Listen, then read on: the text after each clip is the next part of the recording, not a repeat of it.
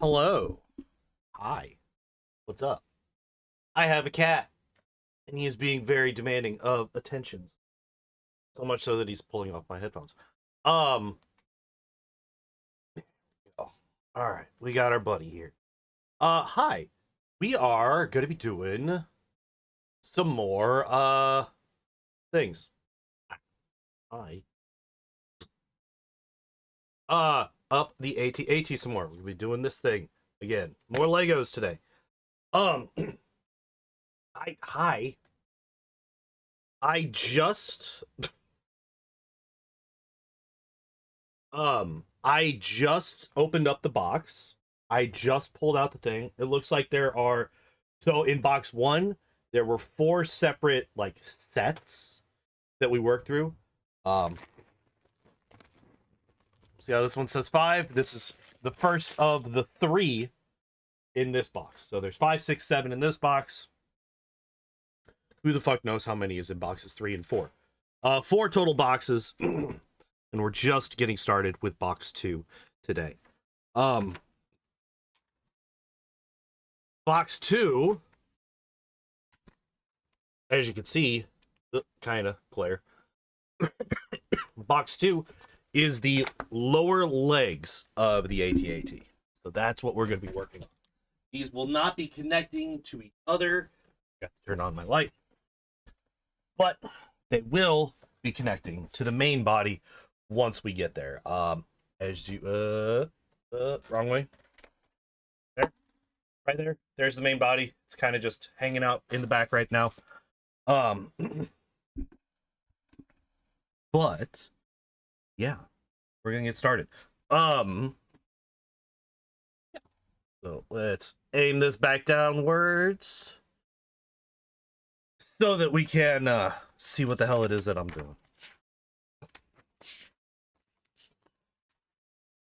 All right, so it looks like box 5 is just going to be the 4 feet. The base of the feet. Box 6 is going to be the top of the feet, and then box 7 is going to be the actual legs, which does make sense because the bags, or bag 7 or set 7, I don't fucking know. Makes sense because the bags for 7 have quite a bit more in them than 5 or 6. 5 is a bit light on things. I don't know. Maybe not. Maybe not.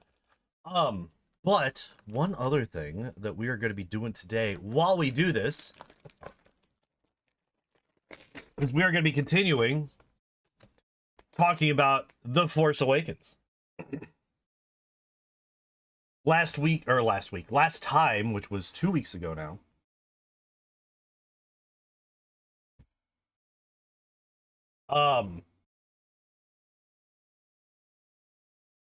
I had made a list of all of the things, every single thing that I had found in The Force Awakens that was contrived. And by contrived, I mean something that does not include luck. Or I'm sorry, that it does include luck. Something that is not caused by cause and effect, but is caused by the need for the plot to continue regardless of actual circumstance. And that list got to 106 items in that one 2-ish hour movie.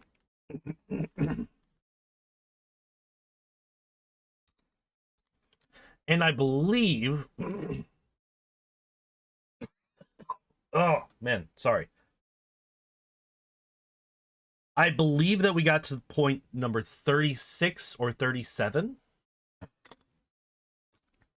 On that list. So I'm actually gonna go a little bit back so that we can just like talk about want to hear the list? You missed the last stream? You want to hear the list? I might just like put it up once I finish going through it. I might just actually like upload the list onto the Discord just so that people can look at it. and just read how ridiculous it gets. And like some of them are nitpicky. 100%. Some of them are very, very nitpicky. They're very, very small things that don't really affect too much. But it's still like, come on, could you really not find some way to make this like a logical thing? And then some of them are like, oh, the whole plot doesn't work if you don't do this. Do we have... No. Ah! The triangle ones are in here. Alright, so we need 4 of these.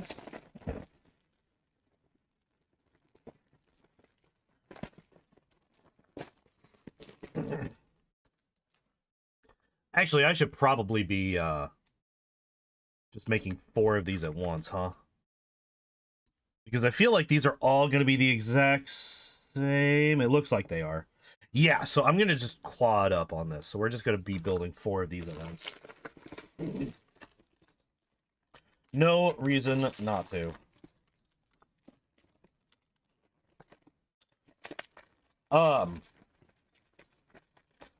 So yeah, we left off, like I said, at like number 36 or 37, something like that. And that was happening when they were in the Millennium Falcon with Han.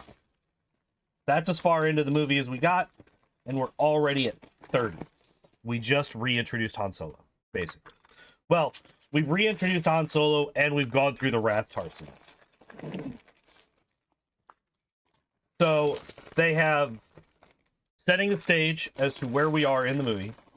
They have jump to light speed out of the hangar, which actually is not on my list. They just kind of go to hyperspace immediately without any calculations, without any plotting of a route. They just fucking go, which Han Solo in the very first movie explains is a horrifically bad idea and is a really good way to get yourself fucking killed. But fuck it, they do that. They just hop... Oh, that's the wrong side. They just kind of hop out of the hangar into hyperspace. People keep saying light speed. It's hyperspace. And suddenly everything's going wrong, right? Like the fucking compressor is causing all kinds of problems because they needed to add in a thing into the script.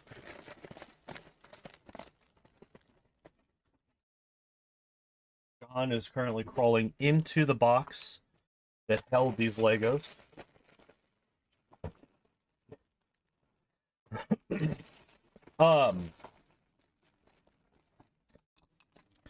And, you know, the ship's about to explode. They're about to die. Everybody die. Hyperspace is faster than light travel. Yes. Hyperspace is faster than light travel. But they keep saying, like, they'll say light speed as well, which can't be accurate. Like, legitimately cannot be accurate. It cannot be light speed, because if it's light speed, it's still going to take them, you know, a couple thousand years to get to where they're going. So I disregard whenever they say light speed. It's not light speed. That's just not how that works.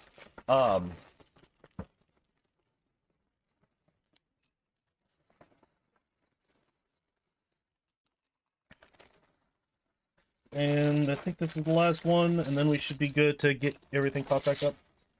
Oh, wait, no. How are there more? How are there always so many more? So many more.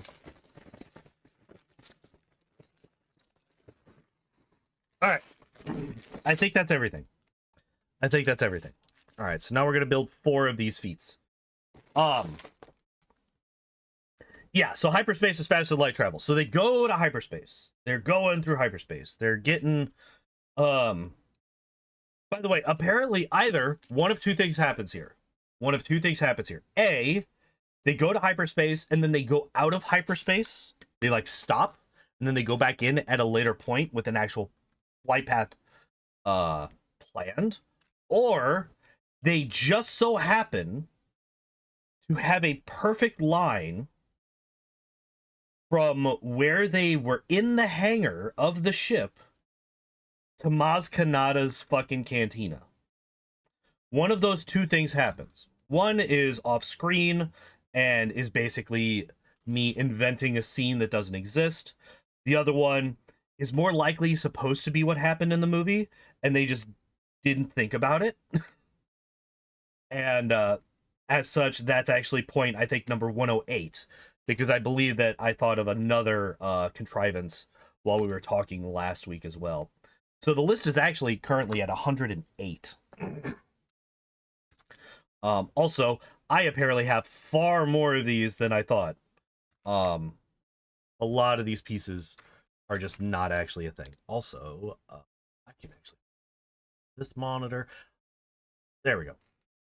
And actually, we are going to do this so that you can see me actually working on.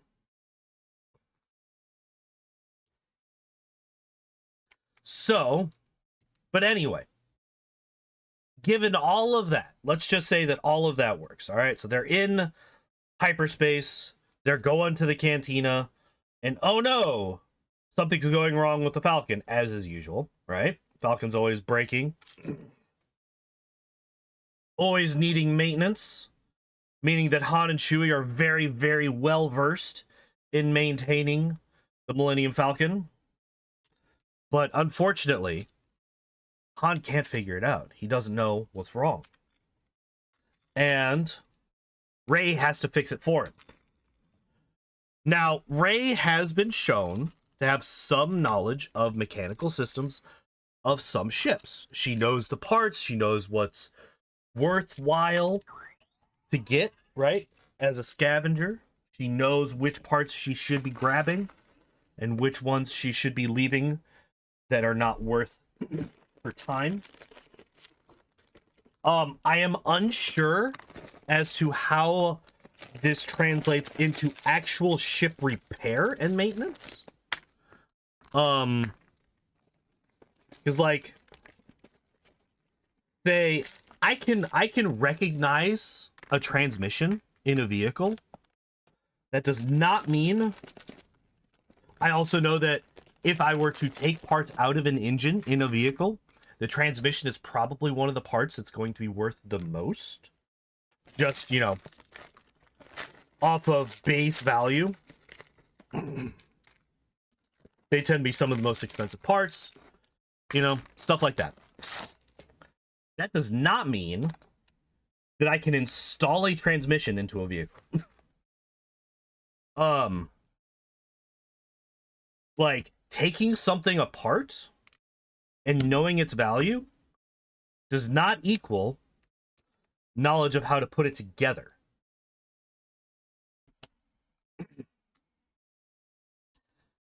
Now, to be fair, the way that Rey fixes the Millennium Falcon is to just tear a piece out of it, and somehow that fixes it.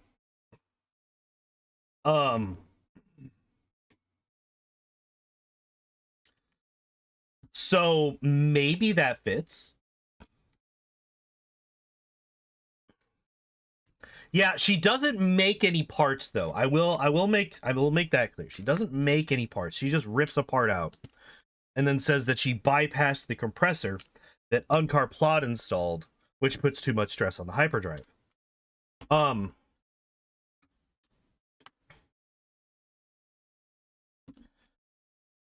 I hate the fact that fucking Falcon is there is so stupid. I was definitely, so when this movie first came out, I was definitely one of the people that was like, oh, I was fucking in when I first watched this movie. I was fucking in. But even I was like, how the fuck is the Millennium Falcon right there? How does that work? This makes no sense. Like, even at peak, I am okay with this movie. I still couldn't get over the fact that the Falcon was just there. But anyway, that's like 4 scenes ago. Um, but yeah, I'll never be able to get over that. That's so stupid. Where we at? Where we at? Where we at? Oh yeah, and then we get the scene where BB-8 shows us the map, and it's super duper unfortunate that the map just so happens to be incomplete, and just so happens to be of a part of space, a part of the galaxy that the Galactic Republic doesn't have on their records somehow, but R2 does.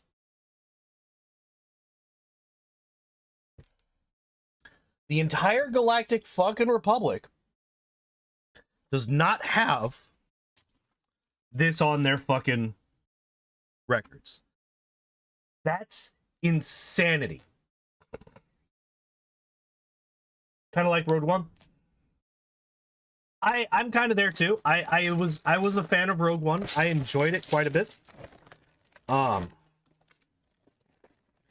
It has been a long time since I've watched it, but I do own the Blu-ray, so I might rewatch that one and do a kind of critique review of that one once we finish with TFA. Because we will get done with TFA long before I get done with this AT-AT, I think.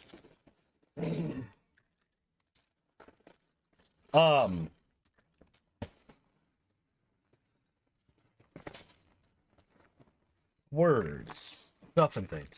And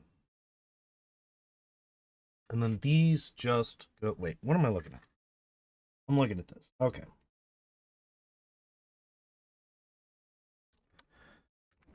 All right, so these do go on like this.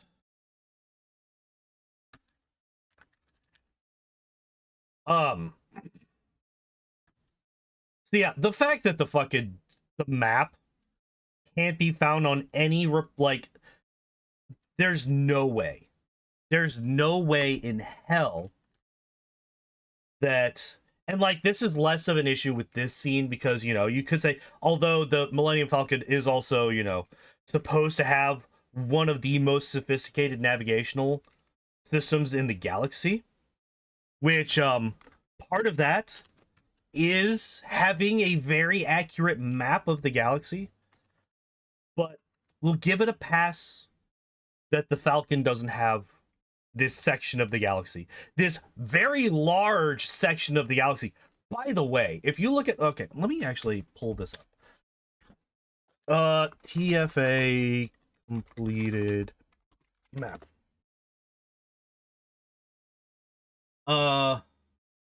Okay, I shouldn't have abbreviated. The Force Awakens.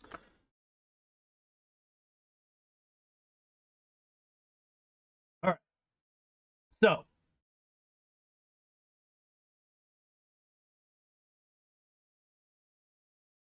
let me find a good picture of it, because I want to show this.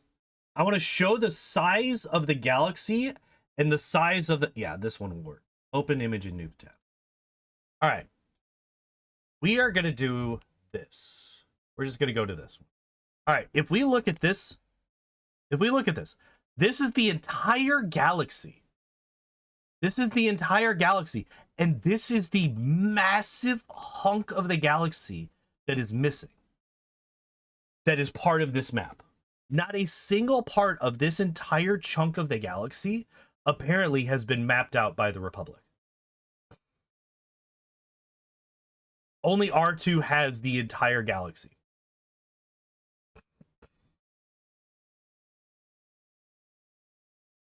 I call bullshit. I don't know. That just seems kind of bullshitty to me.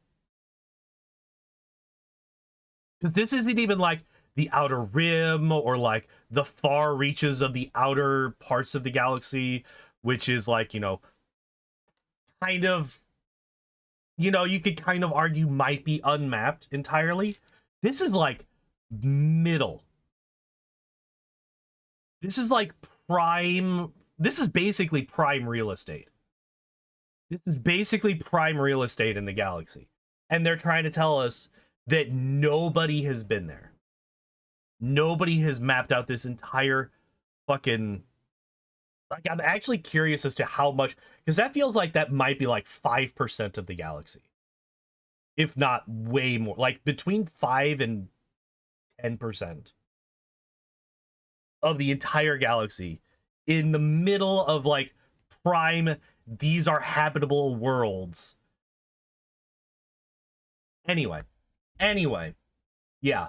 I just wanted to show that because I find that absolutely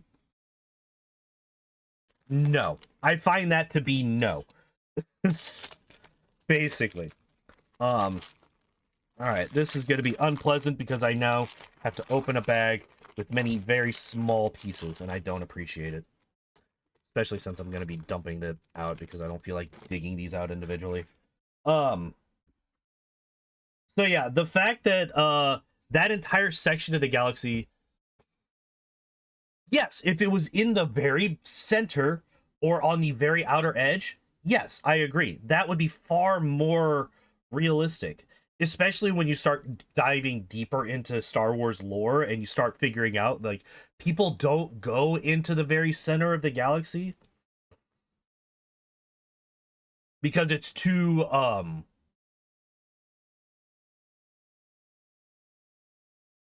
it's too fucking dense. Like, there's too much shit going on. There's too many black holes, too many, you know, you don't want to deal with that, right? So they don't go to the very center of the galaxy, and they tend to stay away from the outer rim. Hence why Tatooine is supposed to be... Didn't tell by how often it shows up in literally everything in Star Wars. But Tatooine is supposed to be this fucking way out of the way, nowhere planet that nobody gives a shit about, right?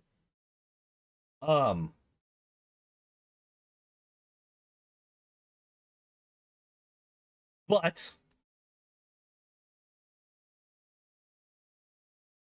regardless, that map, nobody knows where that section of the map is. It's not a thing.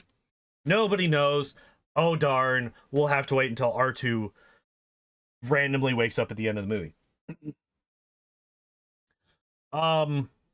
This is also when we find out that even though it's been less than 20 years, the Jedi have once again fallen into myth status, which is bullshit.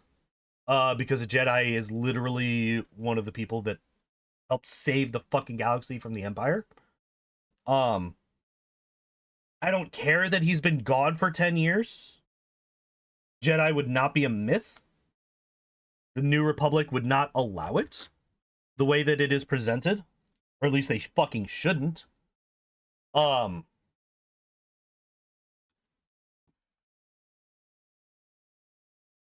They have no reason to.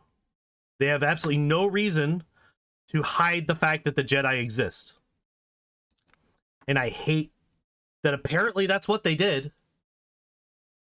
Like, they could have built up that a lot of people have distrust for the Jedi because they still believe about, you know, the Jedi betraying the Republic and all that stuff. They could go in that route, and so the Republic, when they regained power, they kind of downplayed Luke's involvement and downplayed the role of the Jedi in retaking the galaxy. But they don't do that. They don't put that work in. So what we have to go off of is these are not the right pieces that I need. All right, so we're finally we're opening up the final bag, and just slide this up here. Open it up, bag number left. Which is nonsense. They would not do that as the story is presented. You have to headcanon pretty hard to make any sense of them basically ignoring the Jedi and allowing people to believe that the Jedi were not real, are a myth. So that's bullshit. Especially coming from somebody who literally wears a fucking rebel helmet just for funsies when she's chilling out at her downed AT-AT home.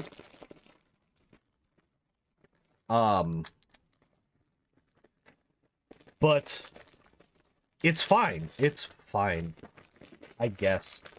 No! I don't need that piece yet. We will leave that for a moment.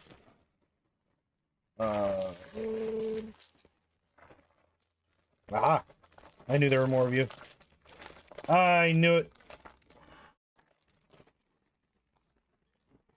Alright, now let's get the piece that I dropped. Where'd you go? Oh, you're way well for this shit.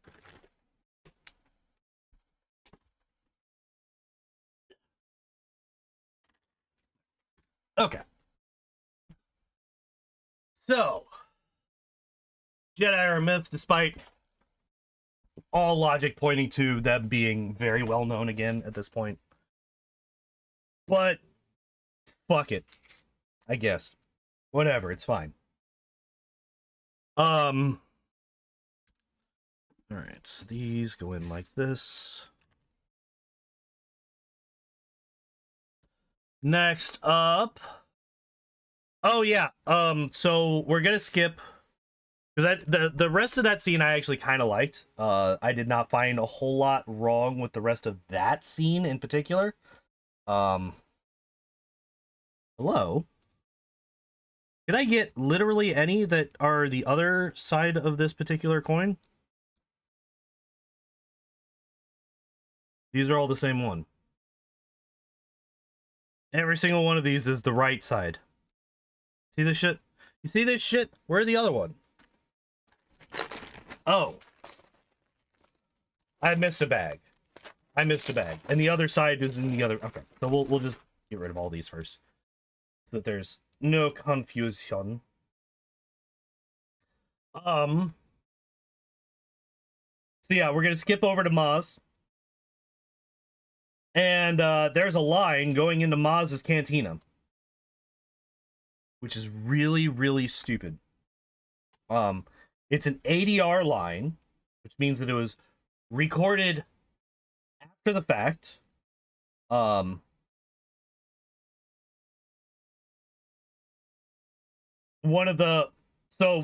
thing that I did not know what ADR was until I started watching Mahler and learning a bit more about just like film and movies in general and how things are recorded and all that stuff. So if you do not know what ADR is, I don't know what the acronym stands for. I'm going to be completely honest. But basically what it is it is a line that is re-recorded after the fact. Or it is a line that is recorded and added into a scene after the fact. A couple of telltale signs are the character, you can't actually see the character speaking. Or if the quality of the audio is different than the rest of the scene. But the ADR line that happens as they walk up to Maz's cantina is from Han Solo. And he says, I don't remember the exact line, but he says something to the effect of, do you think it was luck that Chewie and I found the Falcon? If our scanners could pick it up, so can the First Orders. Or the First Order won't be too far behind, or something along those lines. I can't like I said, I can't remember the exact line, but it's something along those lines. Basically saying that they were able to pick up the Falcon the instant that it was flown into space because they were scanning for it. Which is not something that's been shown to be in Star Wars up to this point. You can track something if you put a physical tracker on the ship, but you can't just scan for a ship in the entire galaxy and find it. Until now. That is now a thing because of this line. And it's unfortunate because this line is literally only there to show... fuck.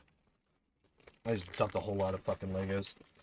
This line is only there to show how Han and Chewie found the Falcon. It does literally nothing else. It is not used in any other part of the story. The First Order does not, in fact, use the scanner, or does not scan for the Falcon to find it. Which is really fortunate for our good guys later on.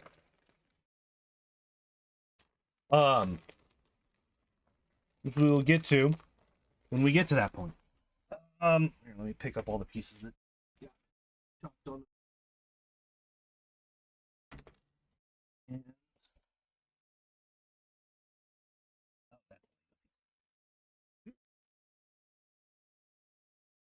The other one was just a cable. Alright. I think that's all of them. That's the only ones that I can see. Alright.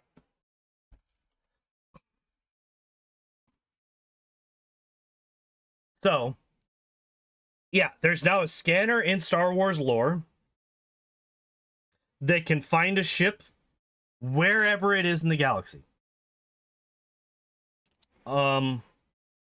Apparently the ship needs to be on or off planet or something, which would like you have to do some logic leaps to make it make sense, because the ship was literally sitting there apparently for years unused, and yet the instant that it's off planet and being flown, it's found. So apparently the scanner is running at all times, and apparently it only works A, if the ship is being flown, or B, if the ship is off-world. Anyway, back to this scene. Maz, knowing that Han Solo is wanted by many, many, many people, knowing that the First Order is, you know, evil, and that they would also want Han, you know, considering the fact that their leader is his kid. And she would apparently know this because she has apparently known these people forever, despite the fact that this is the first time that we've ever met her, ever. Immediately yells out his name the instant he walks into her cantina, letting everybody there know instant that he gets there. Oh my god, it's Han fucking Solo. If you so happen to want this man dead, or if you so happen to have information, like, she's supposed to be his friend, or at least friendly to him, but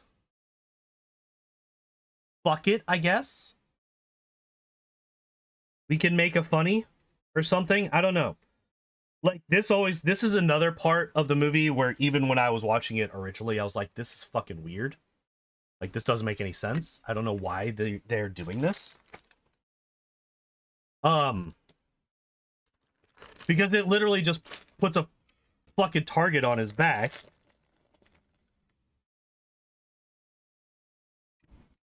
For no reason. For literally no reason. And now, also, we have two people in the cantina. One a droid and one a very strange-looking lady. That let both the First Order, the droid lets the Resistance, and the weird-looking lady lets First Order know that Han Solo is here. Okay. That's fine. Except for the fact that we have a scanner that can find the ship, which means that they can find them. We have an an informant from the First Order, let them know that Han Solo on the Millennium Falcon is the one who has the map, which means that they definitely would be looking for him, which means that they definitely would be scanning for his ship if they could. So, like, basically what I'm getting at here, what I'm trying to say, is they introduce informants when they don't need to. And this is not the first time that this has happened. Literally the fucking bounty hunters, or whatever the hell, the gang members that find Han and them. Why isn't that First Order? That could be First Order coming and, you know, coming for them because they're chasing them. Yeah, that's what I'm saying. Like, the First Order can scan for his ship whenever the fuck they want, apparently. They never do, but they could if they wanted to. Like, this is the thing. If you're gonna add in lines like that, you have to make it fit. Like, even if you don't care about it fitting with the rest of Star Wars lore, make it fit with your movie. Like, they have all of these people inform on Han and Rey, and Finn, and all of them, letting everybody know where they're at and what they're doing at all times. And they don't need to, because they've already introduced mechanics that could do it for them. And it's just luck over and over and over and over again. This isn't even the last time that it's going to happen. It's going to happen again later. And it's going to be what sets up the ticking clock for the final fight. It's insanity. Like, it drives me insane. But anyway.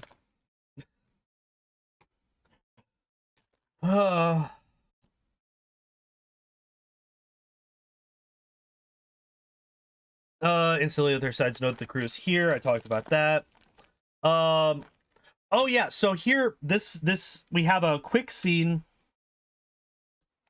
We cut to Kylo, and he's praying to Vader's melted mask. I'm not even gonna ask how the fuck he got that mask. Fine, whatever. You know, maybe his mom kept the mask as a memento for her dead dad. I don't know. A little weird, but fuck it. I don't know. He has the mask. He has Vader's mask somehow. Okay, sure, fine. You know who... So, spoilers. Spoilers. Darth Vader is Anakin Skywalker. Also, spoilers. Anakin Skywalker was shown to be a Force ghost at the end of Episode 6. Why isn't he talking to Ben? Why is he not talking to Kylo Ren and asking him what the fuck he's doing? Kylo's whole thing in TFA. And, like, this flip-flops a whole lot throughout the movies. So, this is only a criticism of TFA because Kylo is the most inconsistent character that's ever been put on screen.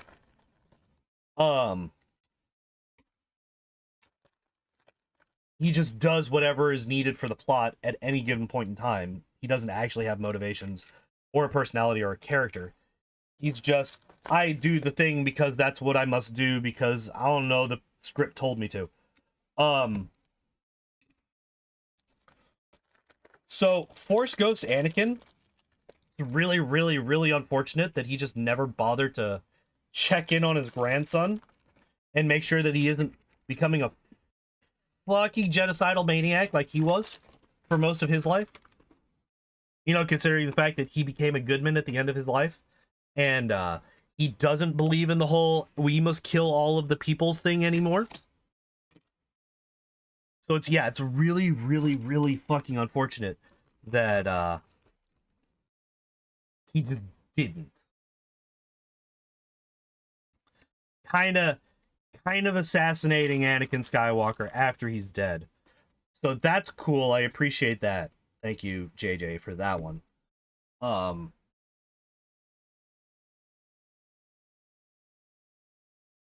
Yeah, so JJ kind of just forgot that Force Ghosts existed. I guess he just forgot about that whole fucking major mechanic throughout the fucking OT.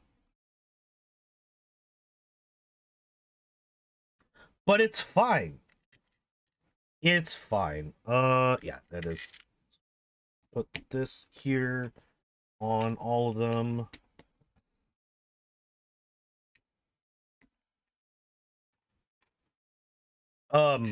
By the way, I hate this movie. I don't know if you've gathered yet, but I detest this movie. I detest the entire sequel trilogy, but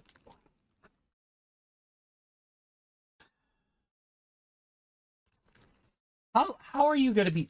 How did I would love to have been a fly on the wall when Disney bought Star Wars, and then they just said, "Fuck it, we don't need a plan. We don't need a roadmap for this trilogy that we're writing. We could just do whatever the fuck we want." I would love to be a fly on the wall in that meeting because I want to know what they were thinking. I would love to know what the fuck was going through their stupid heads when they're like, yeah, no, we don't need a plan for this trilogy. We don't need to okay the scripts that these people are writing. No, it's fine. We can just let people do whatever the fuck they want, and then we're gonna give it to the man-child, Ryan. It's fine. It's fine. Everything's fine. They got they got a plan from Lucas, and then they shat on it and threw it away. And then JJ had a plan. JJ gave Ryan a fucking outline for the trilogy that he was working on, that he wanted. And Ryan shat on that because he wanted his stupid fucking space chase movie, which that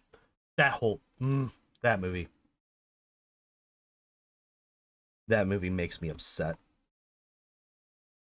Because like the thing about here's me back when these movies were coming out. I was hopeful the entire time. I was hopeful the whole time. I was like, no, they could make this good. I had so many conversations with so I was working at Pizza Hut at the time.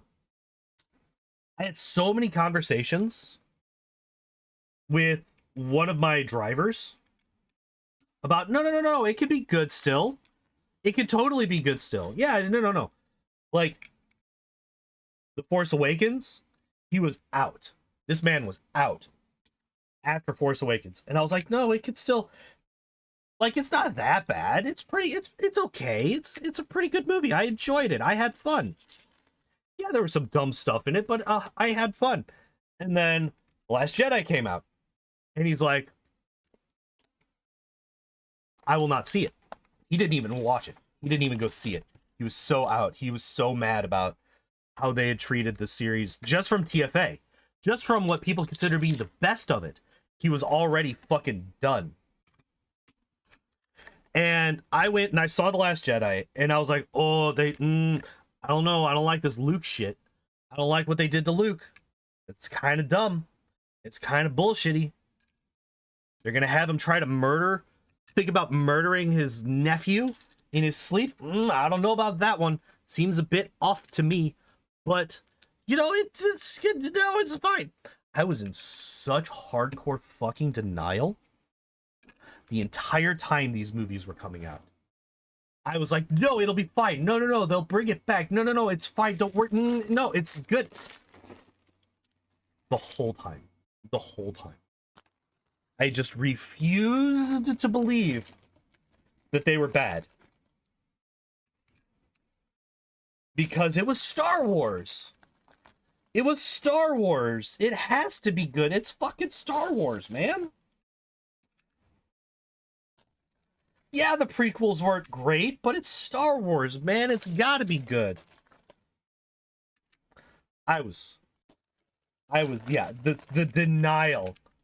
The denial that was happening in my brain was just like top tier. Just fucking top tier denial coming from me. Thinking, no, these movies, no, it's fine. Everything, no, it's all good. God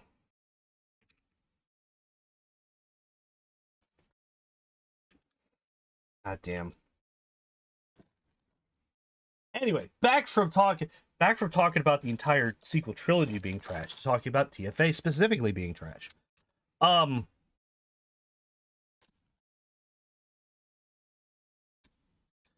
yeah, so we have the conversation with Maz. I didn't really see anything too like overtly bullshitty with the actual conversation. I will say this though, really lucky that it's really lucky, quote unquote, that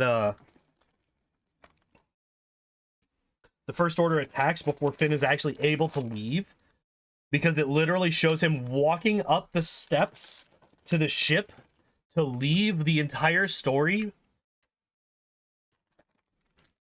as they get attacked. Really lucky that he didn't actually go through with that. Might have made a bit of a difference in the story. But this next scene is the biggest bullshit since the Millennium Falcon just happened to be on the same planet as Palpatine's granddaughter. This next scene, where Rey finds Luke's and fucking Anakin Skywalker's lightsaber. And you know that this is the biggest bullshit scene because the movie fucking acknowledges it. The movie itself acknowledges that this is nonsense. That this is bullshit. That there's no way that this is here. Because Han Solo literally asks her, how do you have that? How do you have this lightsaber? You know, the one that fell in Bespin. The one that was with Luke's hand after it got chopped the fuck off and fell forever down into the clouds of Bespin. How the fuck was that recovered? Oh, that's a really good question. But I'm not going to answer it now. The actual line is, that's a good question for another time. If you have to write that, you have fucked up. You have made a critical error in the logic of your story. Because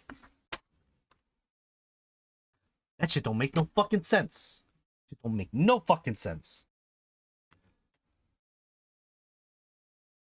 I hate that this is here. It's so stupid. Have it be any other fucking lightsaber. Fuck. So stupid. It's so dumb. Why is it here? I literally, so my line in my notes for this section is entirely caps. How the fuck is the lightsaber here, you lampshading shitwaffle? I hate this scene. It makes me so mad because there's literally no way that it's here. There's zero ways for this fucking lightsaber to be here. It doesn't, it's not. It can't be. It fell into a fucking gas giant. Let me just double check. I believe that the Bespin is a gas giant, right? Bespin Star Wars.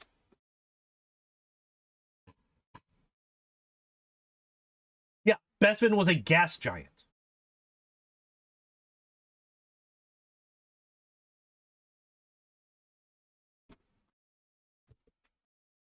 Bespin is a gas giant. They are farming the gas of Bespin. And that's where the fucking lightsaber fell. Into the gas giant. How the fuck did they get it out?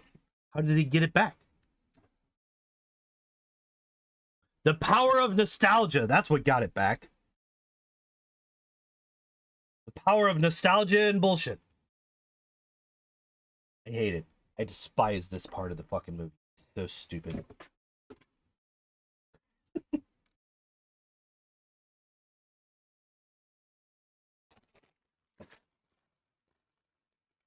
If you couldn't tell. If you couldn't tell by my ranting.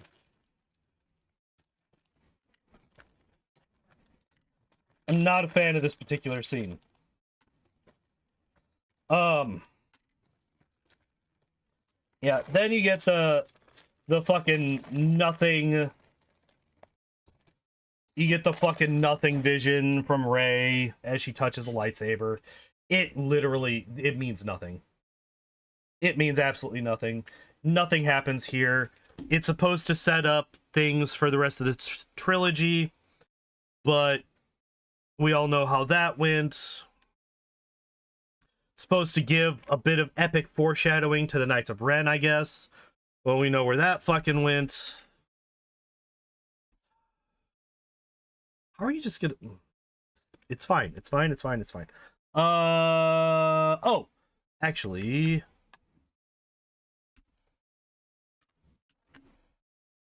Only 3 sides get these. The last side does not. That's fine. Yeah, so like you get the whole fucking, oh man, what's all this? What's happening here? Oh my god, it's crazy. And then literally nothing that happens in this vision matters. Nothing matters from this thing. No,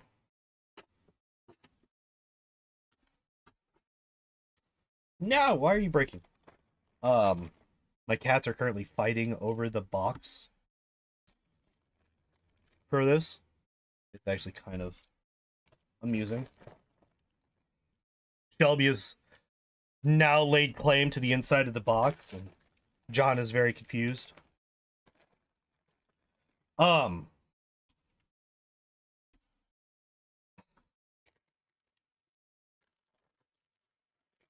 yeah, the fact that Rey is even dropped. Oh yeah, I completely forgot about this. Rey, so up until now, before they just said, fuck it, the Force for literally everything. Force connections, things calling to you, you know, things happening, you sensing things, they usually require some kind of connection, right? Vader sensed Obi-Wan because they were master and student. He senses Luke because they're father and son. He doesn't sense Luke in the first movie. Doesn't sense Luke in the first movie. You know why? Because he didn't know that he was his son yet. Did not know. Well, neither did George Lucas, but that's besides the point. In the first movie, there was no connection to be had between Vader and Luke. Because Vader canonically did not yet know that he even had a son, and B, that it was Luke. So he only sensed Obi-Wan on the Death Star. Didn't sense Luke when he was in his X-Wing, when he was chasing him down to kill him. None of this. None of this happened until later on, when he found out. When he learned that it was his kid.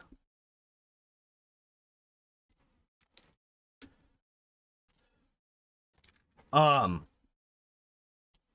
I say all of that to make it clear that I find it to be fairly interesting. We'll go with interesting. That this lightsaber, this inanimate object, calls to Rey, who has absolutely no connection to it whatsoever. She did not even know that the Jedi were real 20 minutes ago. She only got confirmation that they even existed on the trip here from Han Solo. The way that the sequel trilogy treats hyperspace, I'm going to make it a generous 20 minutes. Because as we see later on in the sequel trilogy, they think that it's literally teleportation. But I'm going to say 20 minutes. I'm going to give them the benefit of the fucking doubt. You know, I don't feel like digging this out. So we're going to do this. All right.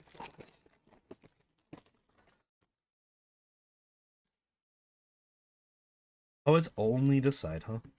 Only the side on each of these. Okay. I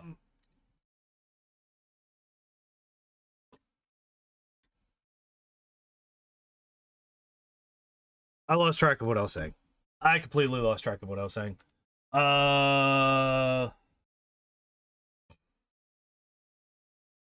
Oh, yeah. So I was talking about fucking Rey sensing the lightsaber. Basically, that's what I got for that. Honestly, like, it shouldn't happen. Sorry, but that should not happen. Everything before now has been shown to have some kind of connection before it can be sensed. You can't just sense random shit. You have to have, like, something there. There has to be something there. A connection already established before you can sense something. But fuck it. The Force can do whatever the hell it wants. Especially when JJ needs it to for the plot. Or Ryan, for that matter. 220. Alright. Alright, man. Thanks for hanging out. And yeah, you can always check out the VOD. Leave a comment on it and all that stuff. I enjoy having these conversations. I enjoy talking about Star Wars. Even the bad Star Wars. Because, that's the best way to learn from it.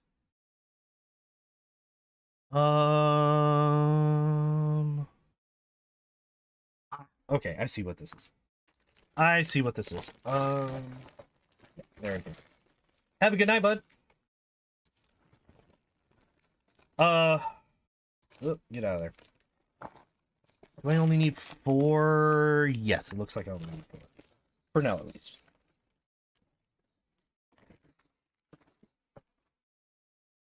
Oh, it actually might look like...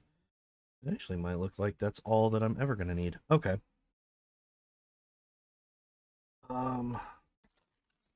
Put this piece over here. We're gonna do this. All right. Add this in on each of these. I definitely did, all right. Because reason... Yeah, I've already gone through that. All right. Continuing to go through that is just gonna be me repeating myself over and over again.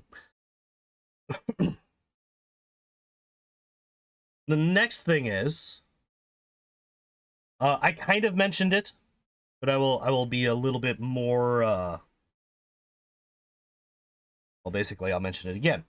Yeah, it's really, really fortunate that the First Order attack comes before Finn can leave. Because he is fucking out at this point. Like, he wants to be gone. He wants to no longer be anywhere near any of this bullshit. Which, I don't fault him for. At all. It makes total sense to want to not be around this bullshit. Because this is insanity. But, obviously, the story needs him to stay. So, how do we get him to stay? Well, all you need is a quick dose of... oh shit, bad guys. It's also really unfortunate that the bad guys got there before the good guys. For no real... like, I mean, it's literally a flip of the coin whether or not the good guys get there first or the bad guys. But it's just, you know, it's really unfortunate the bad guys get there first. There's no reason given. The bad guys also get the shit kicked out of them the instant the good guys show up. So it kind of makes the bad guys look weak. Makes the First Order look fairly weak because the instant Poe and the rest of, by the way, spoilers, Poe's alive, even though he's not supposed to be. The instant that Poe and the rest of the First Order, the Resistance get there, the First Order get the shit kicked out of them. Which isn't great. It's not great for your big bad space Nazis to get fucking killed the instant that anything goes wrong. Wait, am I missing something? Oh, I am missing something. I only put one of the 4 pieces on here that I needed to. Oopsie doopsies. All right.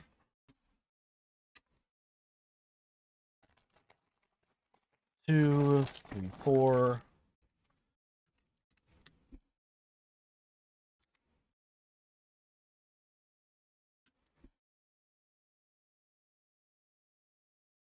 All right. And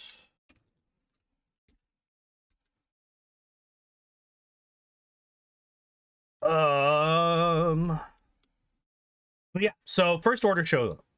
All right. So they show up, they start beating all the peoples. Oh, there is one thing that I failed to mention earlier, and it doesn't come into play until right now. But Han gave Finn a rifle. Han gave Finn a gun. Finn is a stormtrooper, right? Been trained with guns. Trained with guns his whole life as a janitor. But he has been trained with guns. He knows guns. He knows how to shoot guns. He's good with guns. He's given a rifle. Great. That's the ideal weapon for somebody like him. Well, unfortunately, those of you who have seen this movie might remember the lack of a weapon at this point. He even says to Maz that he needs a weapon because he doesn't have one. Where did the rifle go? Well, unfortunately for Finn and our good guys, the rifle literally vanishes between shots. Now, there is a cut scene that explains where the rifle goes. They're like half captured by the First Order or something, and they make him drop their weapons because that's what you do with prisoners. You make them give up their weapons so that they can't, shoot you. Unfortunately, there's a really stupid joke in that scene, and as such, it was cut. Unfortunately, now that it has been cut, there is a problem, we'll say. There's a problem where there is no longer a there's a he doesn't have his gun anymore for no reason. He has no gun for no reason because they forgot to replace the scene. They got rid of his weapon with another one. So I need 8 of these, right? So we got 2, 4, 6. I have 7. Where's number 8? I found number 8. 8. All right.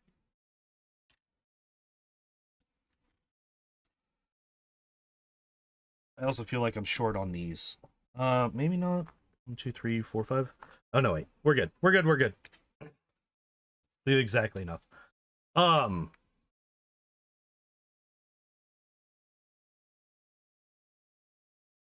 So yeah, Finn does not have a gun anymore because editing, like actual editing in the script in the movie, is bad. So he is given the lightsaber, And he's running through. He stabs one stormtrooper through the chest with the lightsaber. And he is then confronted by a literal who. Nobody stormtrooper. Doesn't matter. But for one thing, he has the exact loadout necessary to counter a lightsaber.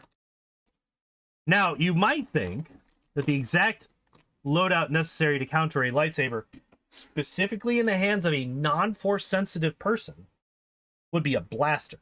And you would be right, because you need to have force sensitive reflexes. Basically need Jedi reflexes to be able to deflect blaster bolts, because it's literally precognition.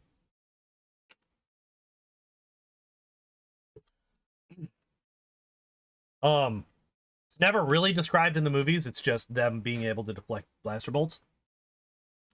But it is described in the books and in other media, where the blaster bolt is basically you predict where the blaster bolt is going to be and you move the lightsaber there before the shot is actually made. I'm just gonna dump these.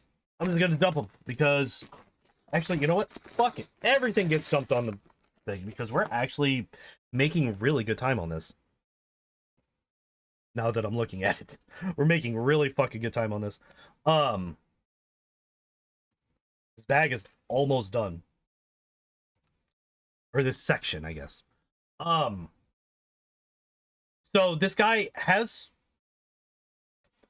a what the fuck does he throw? Oh yeah, he's so when Finn or when he confronts Finn, right?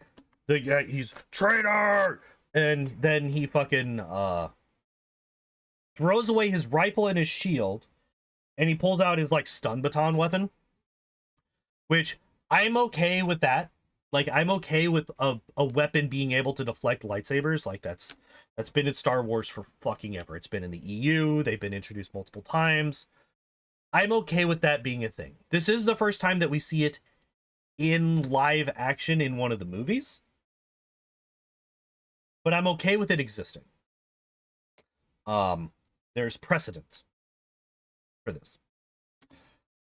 What is a little bit weird is that this is the only stormtrooper that we've ever seen have this equipment.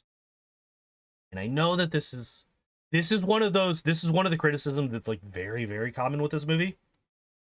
But the fact that the one guy, the literal second guy that Finn runs into after picking up a lightsaber is the one guy who has melee equipment and is also willing to go into melee with him and doesn't just fucking shoot him like Indiana Jones did in Raiders of the Lost Ark. Because Finn dies as soon as somebody shoots at him. He's fucked. He dies instant. But fuck it, he wants a fair fight because reasons. Now here's a question. Why isn't this Phasma? Like, if you're gonna have this guy here, why isn't it Phasma? Why? Why isn't this guy Phasma? It makes no sense to introduce a literal nobody. We never see his face. Obviously, he's a stormtrooper. We never learn anything about him except that he's an idiot who gives up an advantage for no reason. He's apparently pretty good with his stun baton. He beats the shit out of beats the shit out of Finn with it. But that's all we get. That's everything. That's everything with this guy. He's decent with a melee weapon. Okay, cool. Then he gets blown the fuck out by Han Solo using the bowcaster because Chewie's injured. By the way, now this is not in current canon, But the whole thing about a Wookiee bowcaster is that it is only ever used by Wookiees because it is an incredibly, like, it's an actual crossbow.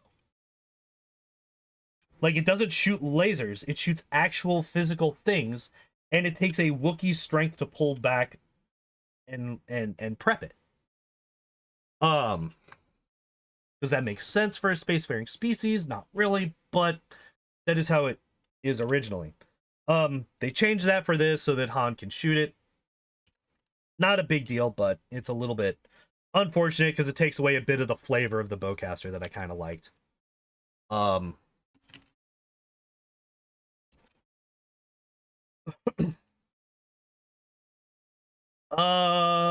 What next? Oh yeah, we were talking about all that stuff.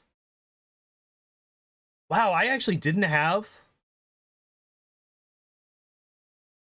Wait, I didn't have any of that stuff.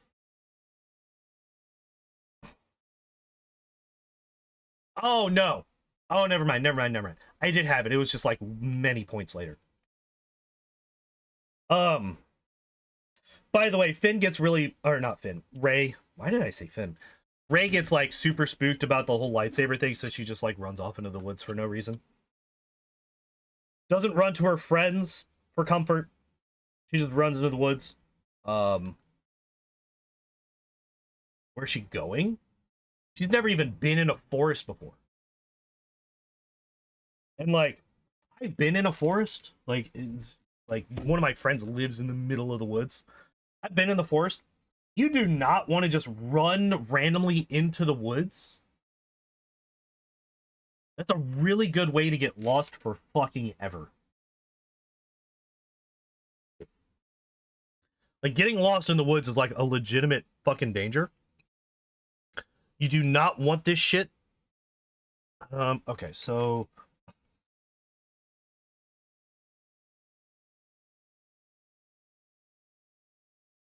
So we do this. This. And then we do this. Now, you could just say, well, she didn't know, right? She's a you know, she's a desert dweller. She doesn't know anything about the woods. That's fine. But she should know that there's literally nowhere for her to go here. What is she doing? What is she trying to do here? What is she trying to accomplish? Is she literally just running away because she got spooked? Doesn't run back to the Falcon, to Chewie. Doesn't go to, you know, like I said, to Han or Finn. Doesn't go to any of the people that would give her some comfort, that would, like, you know, her friends, the people that she likes, the people that she knows. No, she runs off into the middle of the woods. Whatever. Fine. Well,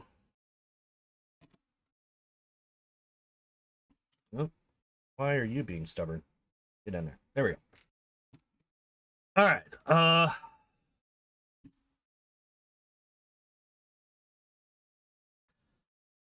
Let's see. Number 46. Starkiller laser is slow enough to be seen traveling by human. Oh, yeah. Yeah, this whole thing. Wait, why do I have an extra little circly boy? No? Okay, we just have an extra. Okay. We just got an extra.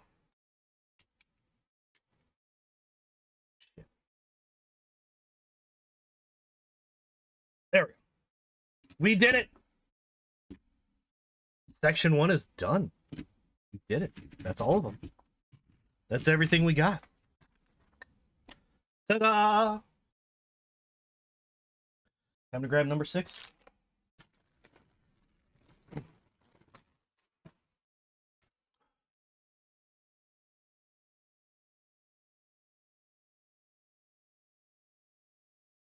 Oh, okay.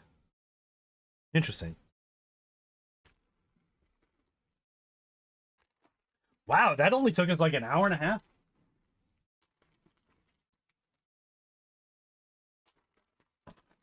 That was fucking quick. All right, I'm gonna stack these up over here because we can. For now, at least.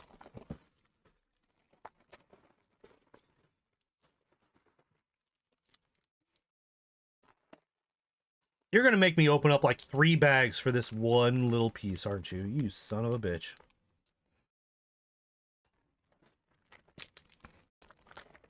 Yeah, because the 1x3s are in this bag, the blue pieces are in this bag. Oh my god. Alright.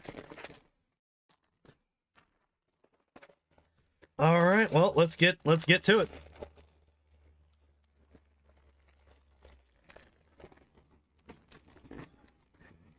One, two, three, four.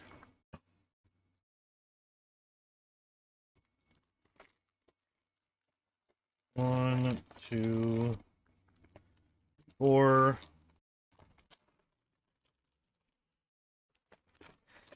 Oh, Jesus, these little fucks. All right. You know what? We're just dumping. We're just gonna dump it. The hell with it. I don't feel like trying to pick these little things out of the bag.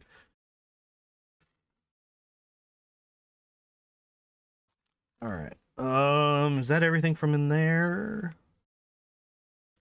Yes. I think. Yeah. Okay. Blue pieces. Yep, they're in here.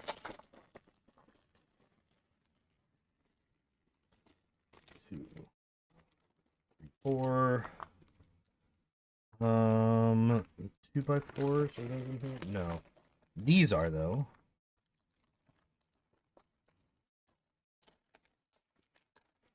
Let me grab you. All right, and then we also have, are these? Yeah, these are wrong.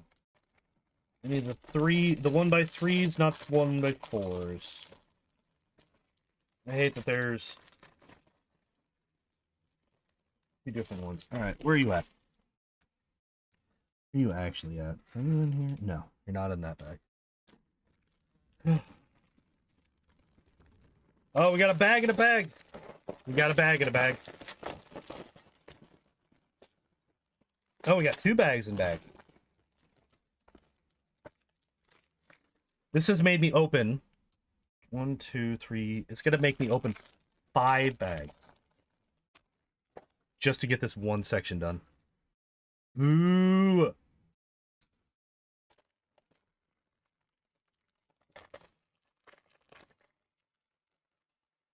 All right. Oh, we need 8 of these. All right. 1, 2, 3, 4. 2, 3. We only need 4 of those. Yeah. 4, 5, 6, 7, 8. That's everything from that bag for now. And then, yep, we're gonna have to open this one. Okay, so we are missing the 1x2s, the 2x4s. They're in here? They are in here. Okay, we can grab those real quick. 1, 2, 3, 4. There we go. That one we got, that one we got, that one we got. Yes, yes, no, yes, yes. Okay. Almost there. Almost there. And then we can actually start building things. And I can actually get back on topic. Speaking of on topic. Oh yeah, while all this fighting is happening,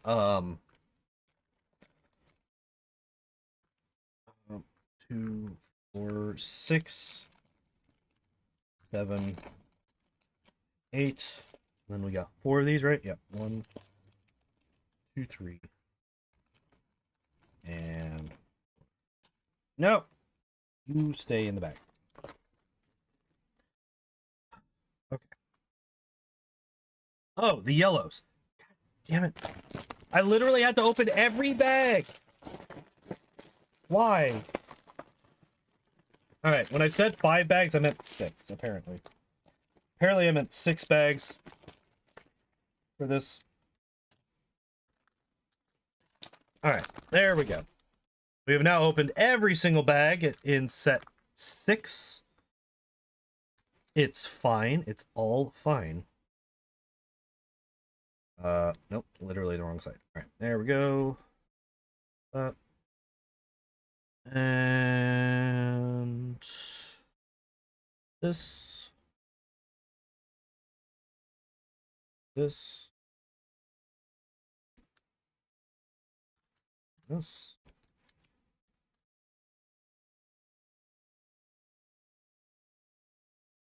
There you are.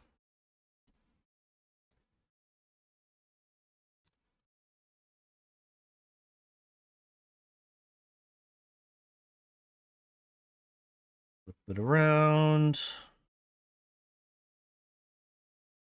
This here. And then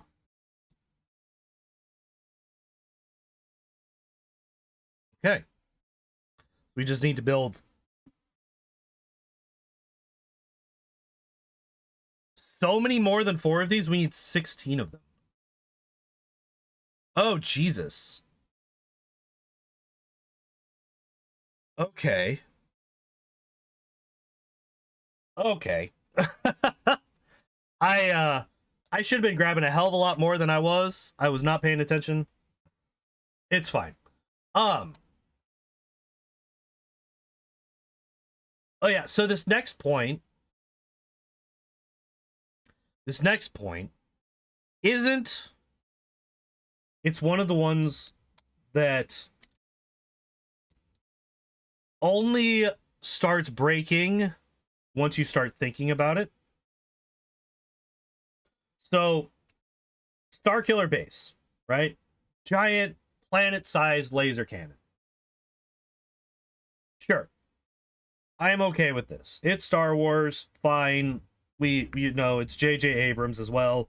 He's got to do, he can't not just go bigger, right? It's like in his fucking contract or something. Wrong one. It's like in his fucking contract or something that he needs to go bigger. Sure, fine, whatever. Fuck it. So he built, you know, he's got Starkiller base. We shoot the laser cannon after the Nazi speech, right? After the Hitler speech. We shoot the laser cannon. It's traveling across the whole fucking galaxy, apparently. Both at a speed that is visible to the human eye, and also fast enough, at the same time, fast enough to explode 5 planets within seconds of being fired. Now, I don't know about you, but I was like, I'm very curious. How does this laser specifically compare to the one that blows up Alderaan?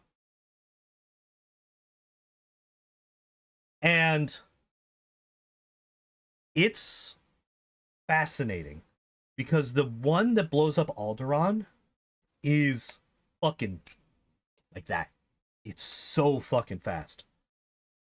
And yet this one fucking slowly takes its time meandering its way through the galaxy. Why do I need 8 of these? Oh, because it goes up front too. I did not realize. It goes up here too. I was curious. I'm like, where the fuck are the rest of these going? Okay. We figured it out. We got there. It's fine. So yeah, I actually went back and I looked up the scene, the Alderaan scene, where it blows up Alderaan. And that laser, it's like it takes less than a second from it being fired to it hitting the planet. Right. Now it is in orbit around the planet. But that's because that makes fucking sense. The fact that Starkiller Base can blow up the planet while being on the other side of the fucking galaxy is stupid as hell.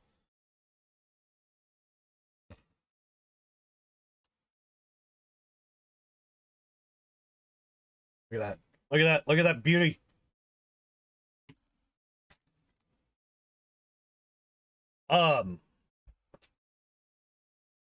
Yeah, so let me try to explain this a little bit better. This ship, or this cannon, right? I really don't want to dump this because there's a lot. Fuck it. Fuck it.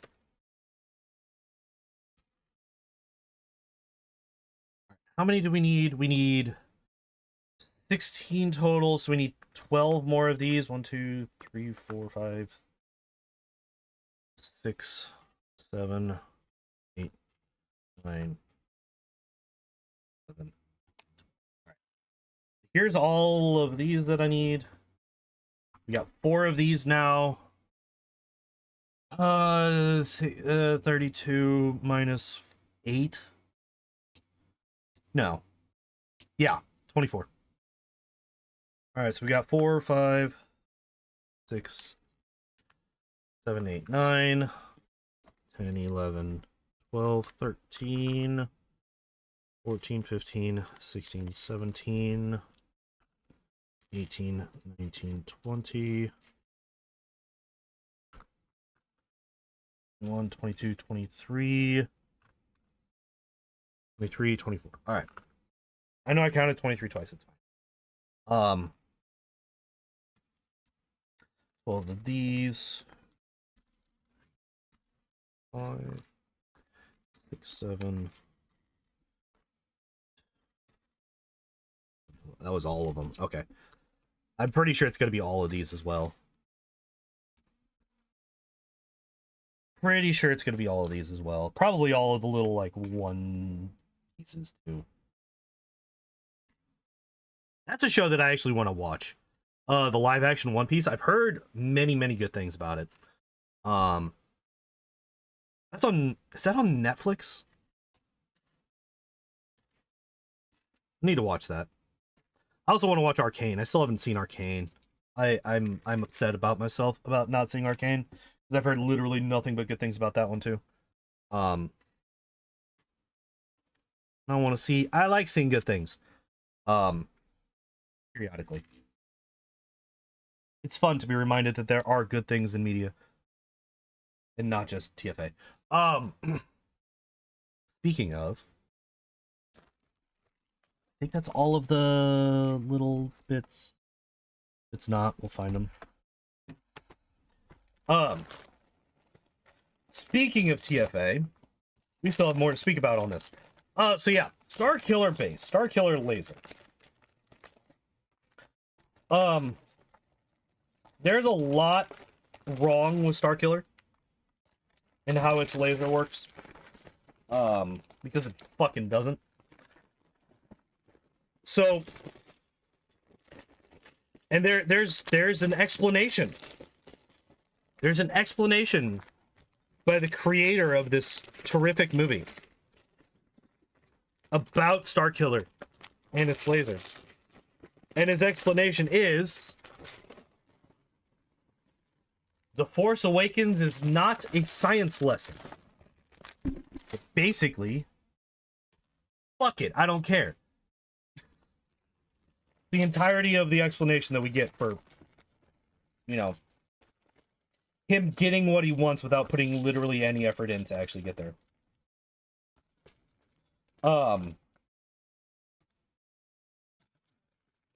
Like, I mentioned this, I think I mentioned this briefly, but I am actually, like, working on writing a book. And I don't know if it'll actually get to book length. It might just be a short story. It might end up being nothing, but I have been working on it. And one of the things that I put the most work into, because it is a fantasy book, the main character is a genie. Genies, not really well known for having a lack of power, right? Like, genies tend to be one of the things that you're like, oh, like, there's horror movies about evil genies that fuck with you, right? They are a terrifying power if they don't have limitations. It is those limitations that I have been working on. How does the magic work? What are the rules of the magic system that I'm making? And all of this. And that is so fucking important to making a compelling story. I have more notes on this book about the rules of the magic system than I have on literally anything else. Because that's one of the quickest ways to destroy consistent stories, is to just not have rules for what people can and cannot do. Now, I made it kind of easy on myself in that, as of right now, there is only one magic-wielding creature in the world. Because the rest of them basically killed each other off. And he just kind of stood back and just stayed out of the limelight. Is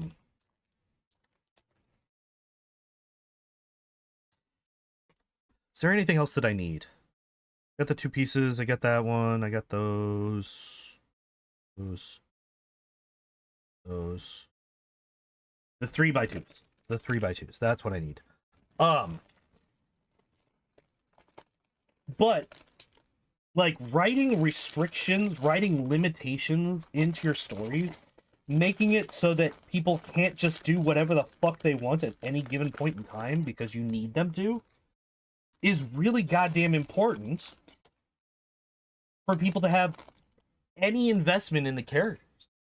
Because if, say, I were to write my book, but my character had no limitations on what it was that he could do magically at any given time, there's never any danger. There's never any threat. There's nothing that you have to worry about because he could just magic his way out of it at any point in time. And because of that, I have made it so that there are rules that he can't break, and there are also rules that he won't break. Oh, the 2x2. Due to principle. And that is where the interesting bits happen. Because it's not always what the person can't do, but what the person won't do that is interesting. Like, it's a combination of the two, right? You want to have a person who has limits, like hard limits, like this cannot be done. No matter how much, no matter who has this power, this literally cannot be done. One of those in my story is time travel. Time travel cannot happen in my story. No matter who has magic, no matter who has what power, time travel is not possible in my book. Partly because I despise time travel. I hate time travel as a mechanic. And I am also well aware that I would not be able to write a tight enough time travel story where it would not be a problem. I am not a good enough writer to write a time travel story, and I'm okay with that. I understand that. I'm not going to fight against it. But there are also things that he won't do. There are lines that he won't cross. There are principles that he holds.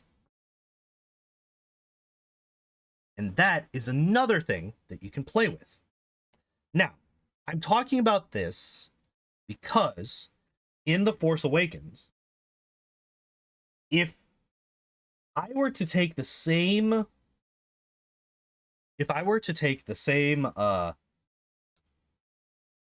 stance as J.J. Abrams did in The Force Awakens,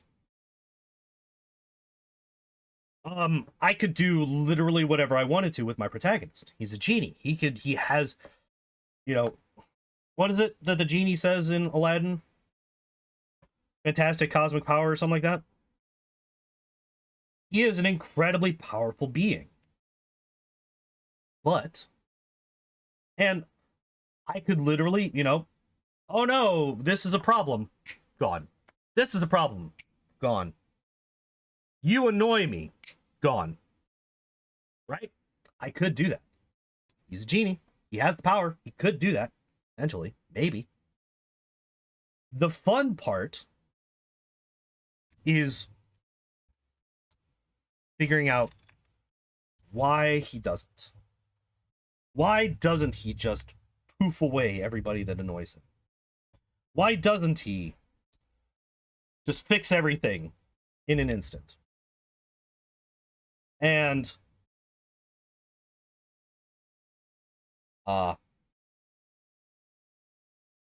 that's one of the things that I've been working on the most. It's one of the things that I've spent the most amount of time on. And I'm nowhere even near being ready to actually do anything with it.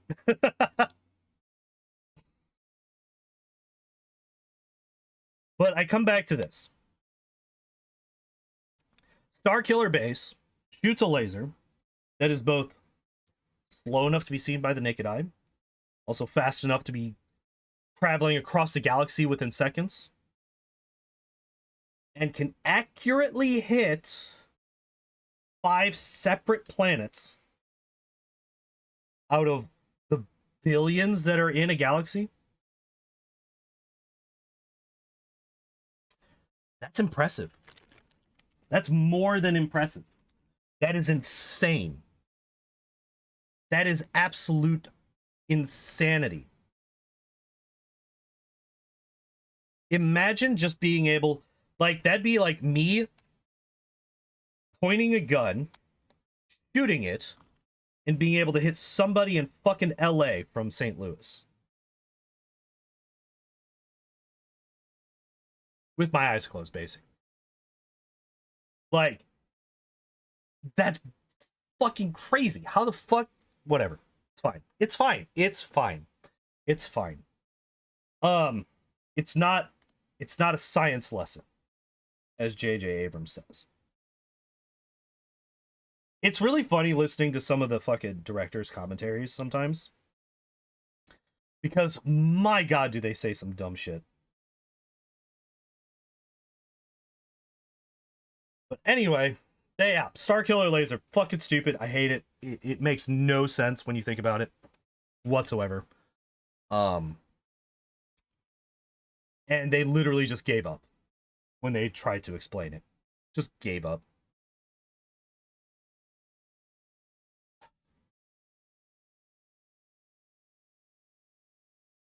Oh yeah, the one last thing about this one shot.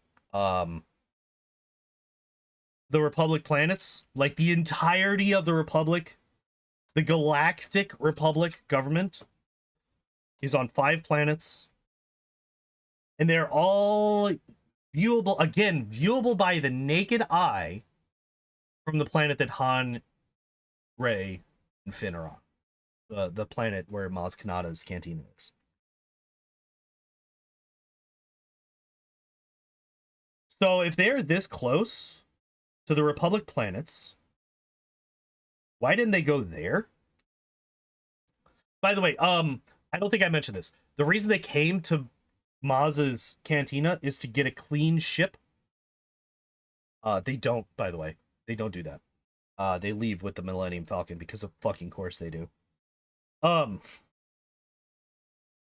If they needed a clean ship, why did they go to a cantina and not the Republic? The people that, Han helped create when he helped destroy the fucking Empire. I don't know. I feel like that probably would have been a good idea. I feel like that might have been a viable option. But whatever, we'll go to this weird old lady's cantina. It's fine. I think I built every single one of these differently. um,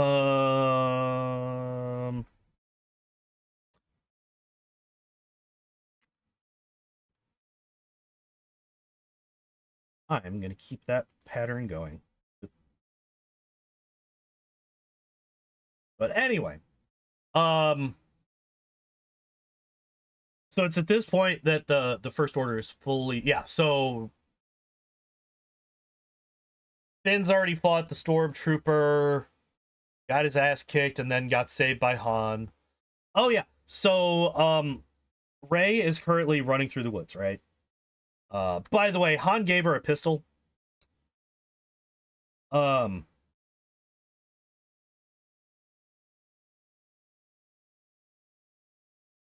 I feel like I'm missing something. Yep, I did. I fucked up. I fucked up. I fucked up. Um,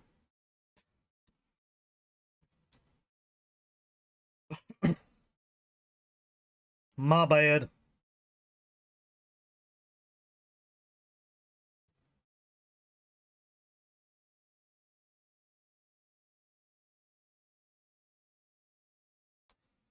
Uh, she had apparently never shot anything before in her life. The way that she was holding that pistol. Uh, by the way, that's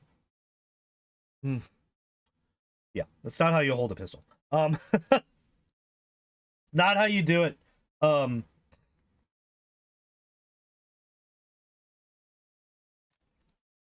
you also, for those of you who are unaware, pistols are not the most accurate of weaponry, especially once you get into longer ranges. Yet, despite this, Rey misses one shot and then hits, I think. Yeah, so misses her first shot. How's the build coming along? It's going pretty good. We got these 3 feats. Well, we got all 4 of them. But this one's got all of these attached to it as well. What's up, Matt? How you doing? How's life treating you?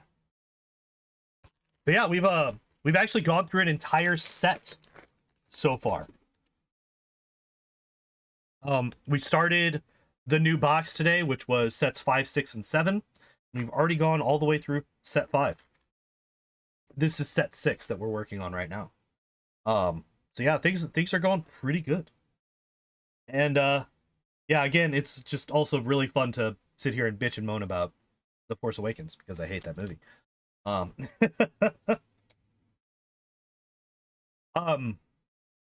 speaking of bitching and moaning about this terrible movie, Rey misses her first shot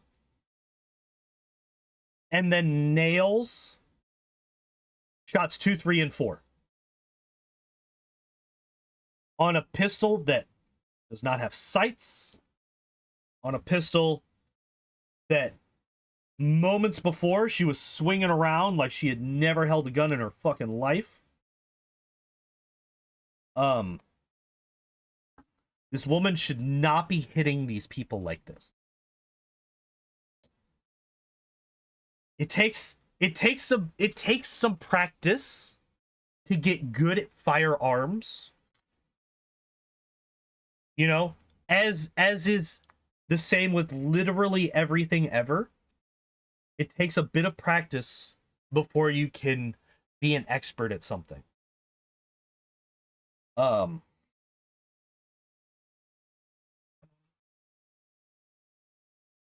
Yet that's not the case here.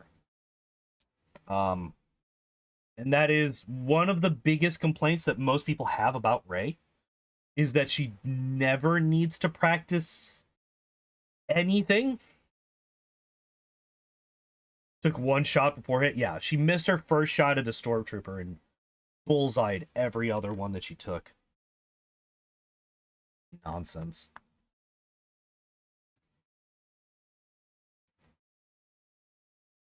Like, that's literally, like, that's part of where the fucking dreaded Mary Sue comment comes from for her. Deservedly, in my opinion. She just fucking just does whatever the hell she wants. She can just do whatever the hell. She can just do anything.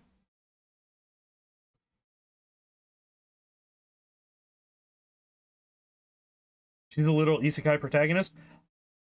I have never watched one of those, so I can't say.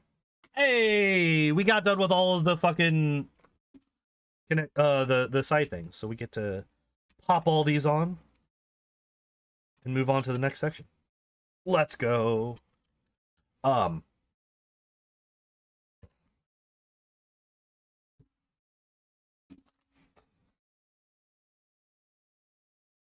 What if she is subconsciously using the force to guide the bullets without knowing, though? Well, if she's doing that, overpowered from the beginning, gotcha. If she's doing that, then she's better at using the force than Luke ever was. I'm putting only one of these on and then stopping. Because Luke made many shots. Oh, I forgot to put the bottom on this one. In the OT, took many shots with a blaster, missed a lot. So if she is subconsciously using the force to help with her accuracy, she is better at using the force than Luke is, which I don't appreciate, especially since she's never been trained. Used it to blow up the Death Star. A lot of people have that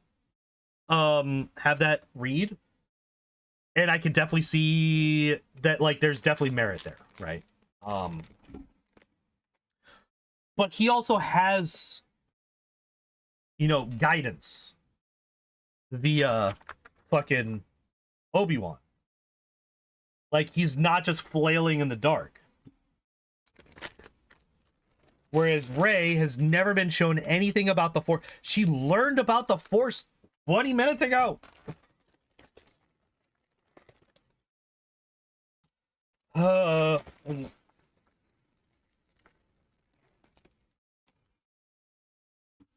Like, you can't have somebody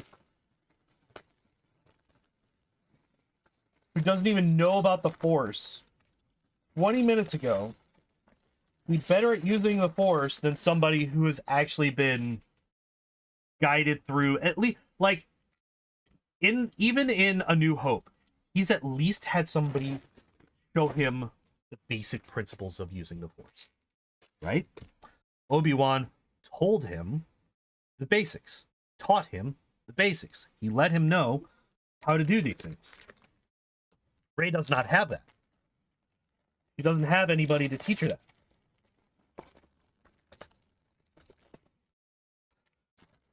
And so I am far more okay with Luke doing it than Rey, because in Luke's 20 minutes or so, like, let's say they have the exact same amount of time in hyperspace between now and let's say when Luke is going from Tatooine to the Death Star, and Rey is going from Jakku to whatever the fuck Maz Kanata's place is, right? Let's say they had the exact same amount of time. Rey spent that time learning that the Force is a real thing. Period. That the Jedi actually existed. This is what she learns. Luke has a Jedi teaching him how to use it. Even if it's just the basics. Even if it's just the basics, he has Obi-Wan there teaching him the basics of using the Force, which he can then build upon and do other things.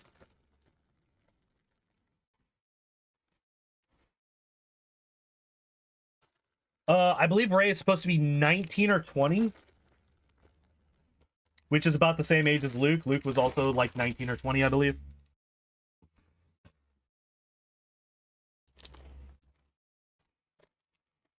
Aha!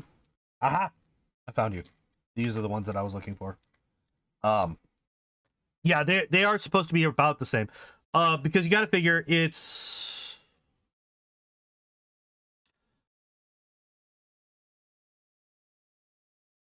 I can't remember how long it says it's been since the OT.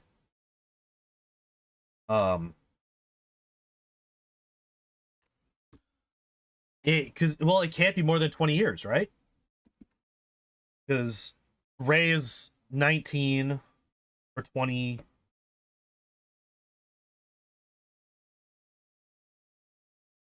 Kylo's the same age, roughly.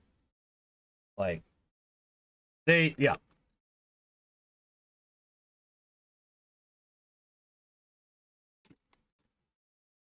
Um,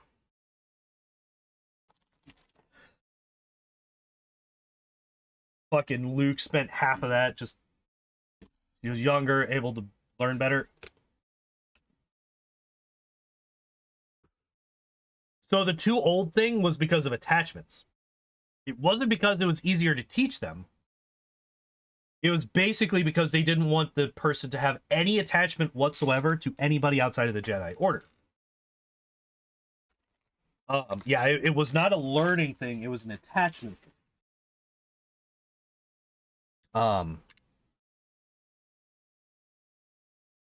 Which, based on, how things ended up with Anakin, it's like, yeah, maybe you guys had a point. Maybe I could see where y'all were coming from. I made a mistake. I should not have put this here.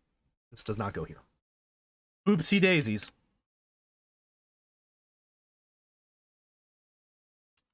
All right, there we go. All right, so we actually want it to be like here-ish. Looks like, yeah. All right. Yeah. One line of the yellow block is shown. I'm gonna grab all these real quick.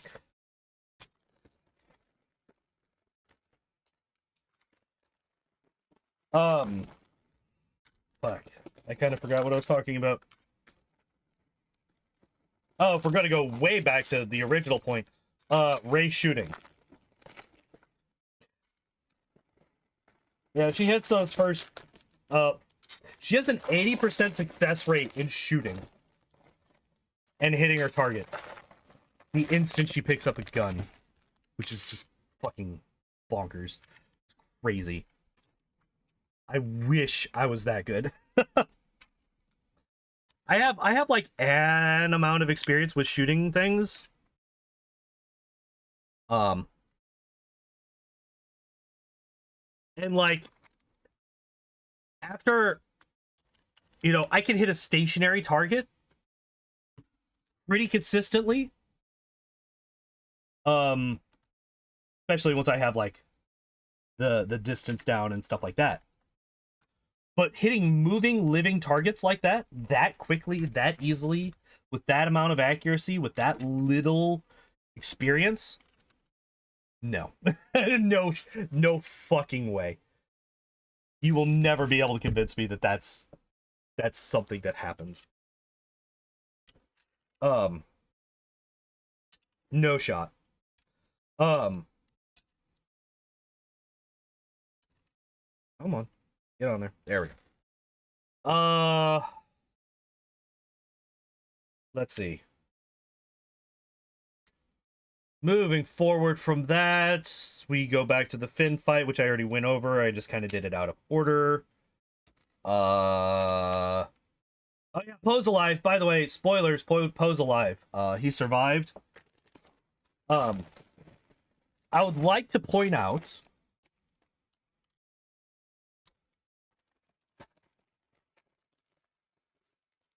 we doing that again? It's just there's limits. There's limits to how much nonsense I'm willing to accept. And that kind of pushed past it.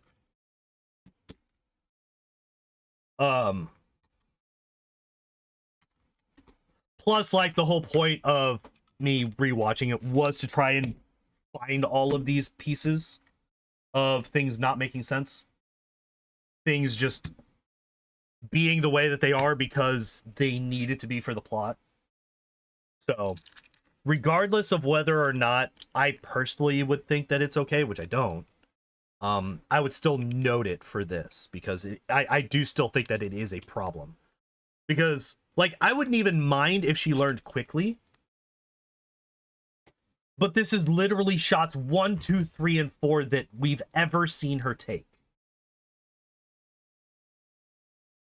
And three of those shots are hits and kills. Like, I don't know.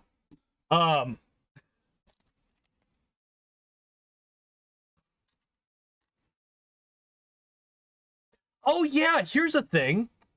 So by the way, Han and Finn should be dead.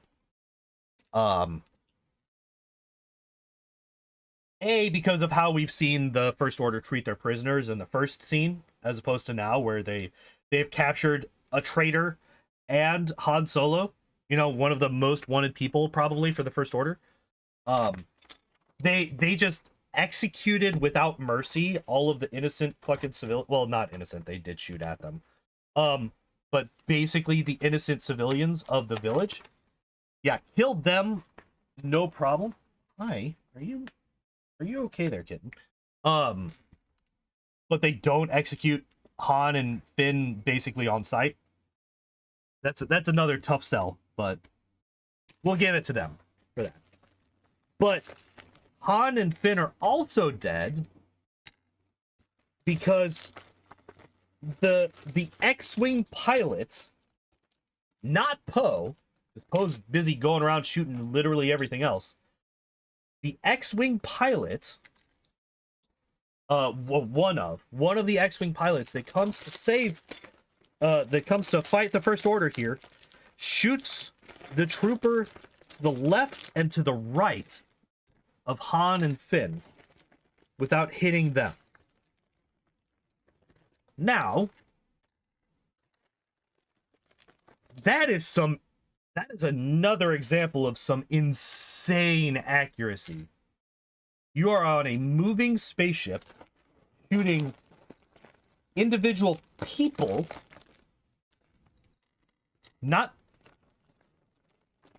you're also avoiding hitting, like, that's a fucking risk, man. Holy shit, is that a risk? Trying to shoot two people that are surrounding two other people that you do not want to hit in a spaceship? That's insane. That is crazy talk. You are out of your mind. If somebody tries to say that you should do that in real life, you should slap them.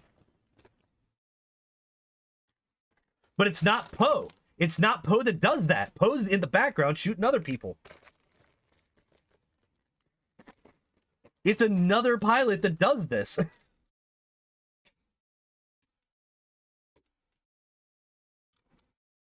And, like, even if it is Poe, there is actual, like, a lot of people actually criticize the scene where he's going through and shooting all these people, because there's a difference between being the best that you can be and being a magic man.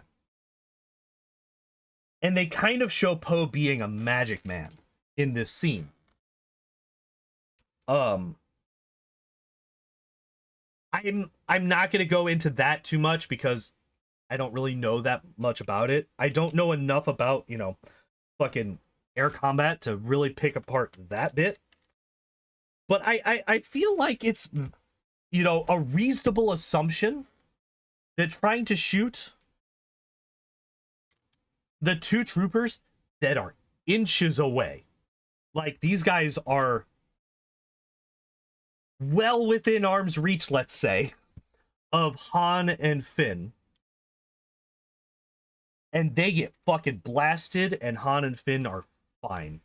Despite the fact that it's shown that the laser blasts from the fighters explode things on impact. So it's lucky they decided not to use the explodey lasers and just use the hitty lasers. Whenever they shot these guys. So that's lucky for Poe and Han, or for Finn and Han.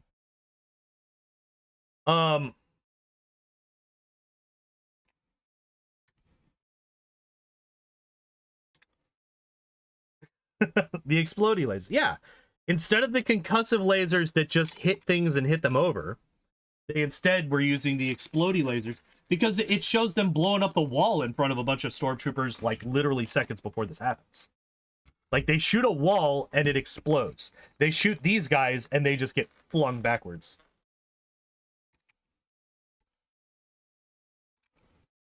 But it's fine. Don't worry about it.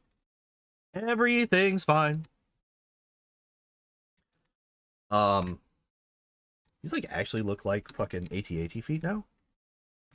I'm like really happy with the progress that we've made today.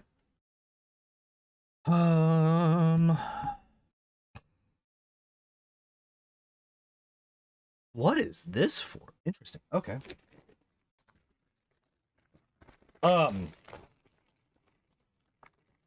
So now we grab the other pieces.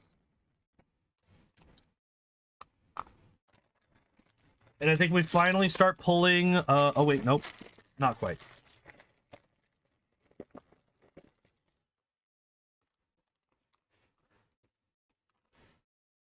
I'm like dropping a whole lot of things that I don't want to. I do not want these little circle bits. Look like landmines? Yeah.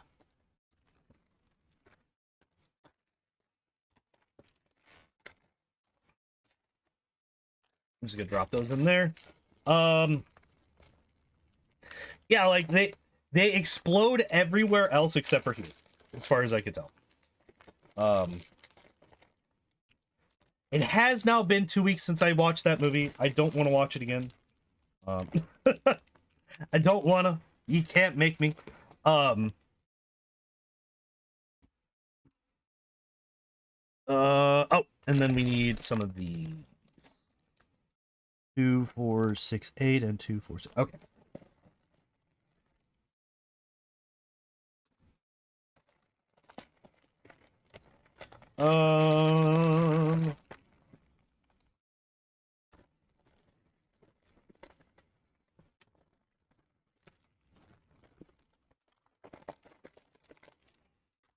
So we got 1, 2, 3, 4. We got 1, 2, 3. Okay, we got one that's missing. I found it.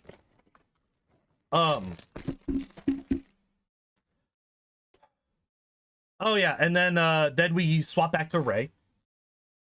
And all right, no, not Rey. We swap to Kylo. And it's very fortunate that one of the stormtroopers was able to survive Rey and her expert pistol sniping long enough to go back to Kylo and tell him, hey, the girls in the woods should probably go and deal with this. And so he does. So Kylo goes and tracks down Rey, right? Man, it's really lucky that Rey ran into the forest and not to any of her other friends that would help her defend herself against Kylo, right? That would have been really unfortunate for Kylo had Rey done the smart thing and gone to, you know, Chewie and the Falcon, or, you know, to Han and Finn after she freaked out. But it's fine. She ran off into the woods for no reason.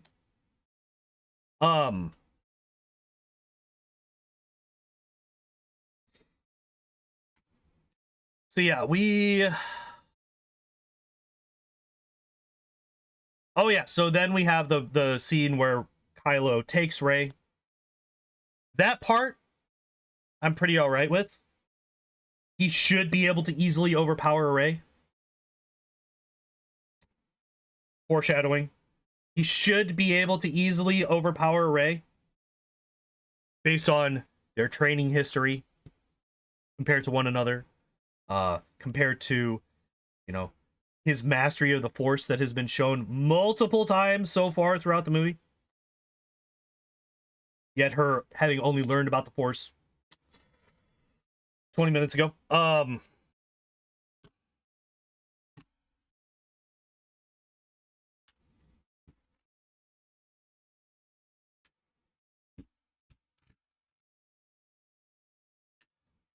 It's fine, by the way. That's fine. What's not fine is the fact that he kind of sort of forgot that he was given very explicit instructions about the droid. So Kylo was told very, very specifically that they needed to recover the droid. And if they can't, that they need to destroy it. Because not only do they need to get to Luke Skywalker so that they can kill him, they need to make sure that the Resistance cannot. They need to make sure that the Resistance cannot get to Luke. So what does Kylo do? He immediately forgets.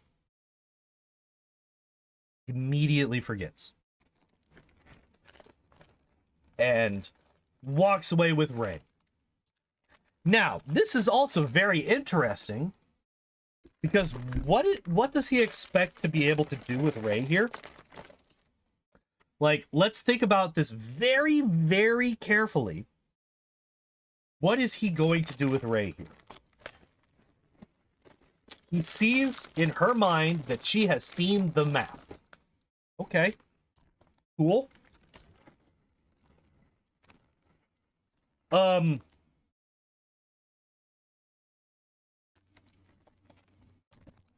So, if you've seen...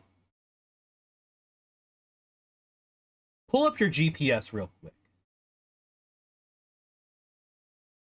And then close it. Wait a half an hour. And then try to point to an try to remember the exact everything that you saw on that GPS. Now, also, remember, this is the first time that she's ever seen something like that, and she saw it from an odd angle.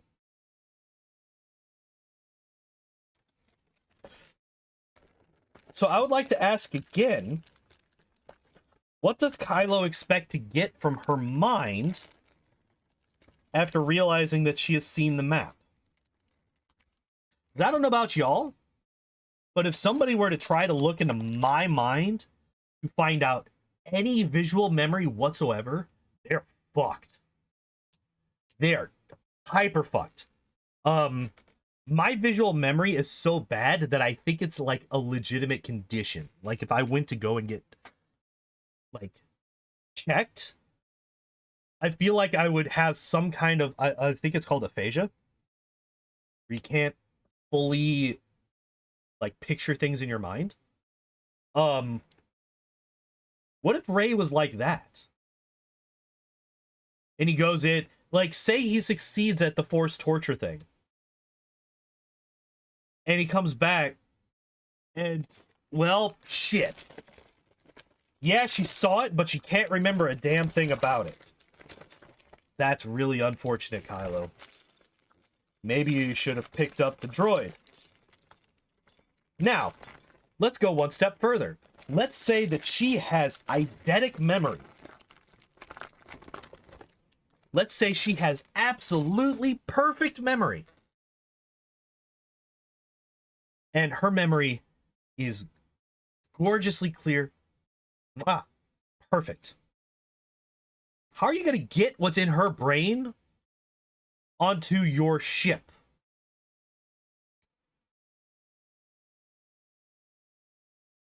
Does that mind reading power work? I have no idea. But like the thing is, it doesn't matter. How the mind reading power, like the Force torture, is what a lot of people call it, because it always seems like it fucking causes a shit ton of pain. It doesn't matter. How do you get what is in her head into your computer's database? How do you get it onto the hard drive? It's just a thought. How do you get a thought onto a hard drive? And they do it.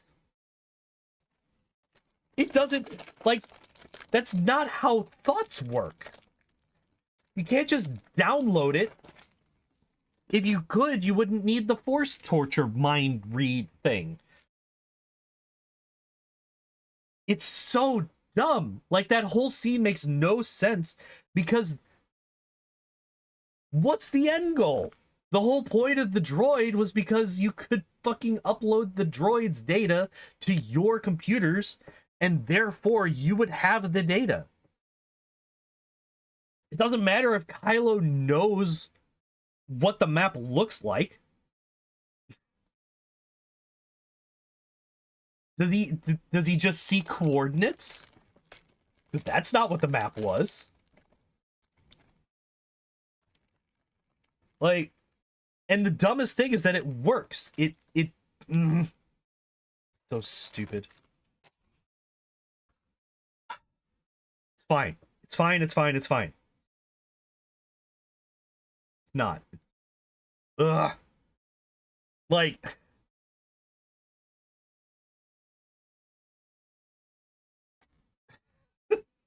like, this is the plot. Like, if this does not work, the rest of the movie doesn't happen, really. Well, parts of it don't happen. Wait, actually, does this matter at all? Wait, now that I'm thinking about it, they never go to get Luke regardless.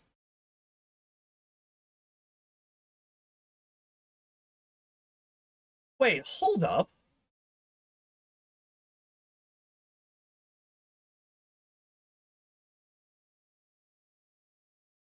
Wait. Kylo Ren gets the map from her. They have a line where they talk about how they have it in their system now. Like, where like somehow they magically transfer it from her brain into their computer. But that never comes up again.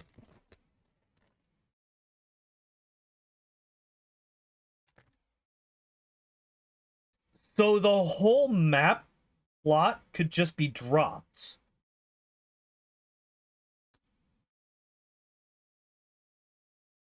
Like, none of that matters. It could literally just have... They could have dropped the entire map plot.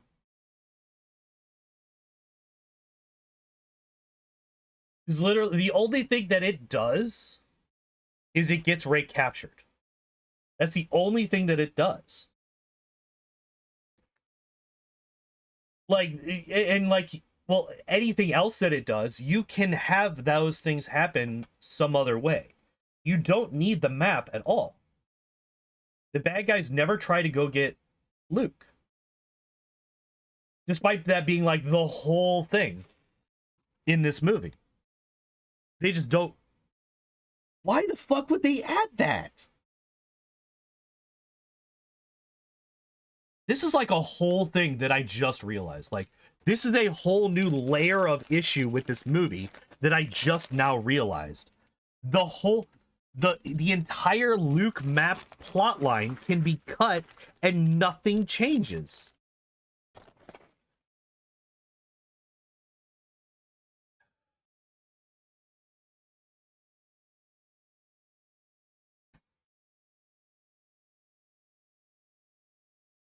Yeah, because they get shot, so they get shot down over Jakku. So, like, basically all you would need to do is have another reason for Poe to get captured by the First Order and have them be on Jakku. That's it. And they could be there following... There's somebody on this planet. You know, because we know who Rey is. She's a fucking Palpatine. There's somebody that's important to the Emperor on this planet. You could do something like that. And then suddenly, oh my fucking God. Why is this movie breaks? Every time I think about it, this movie breaks in a different way. This is not the right piece. I need the 3. There. Anyway. Let's just move past that particular fucking mind explodey real quick, because holy shit. Half the movie is now useless.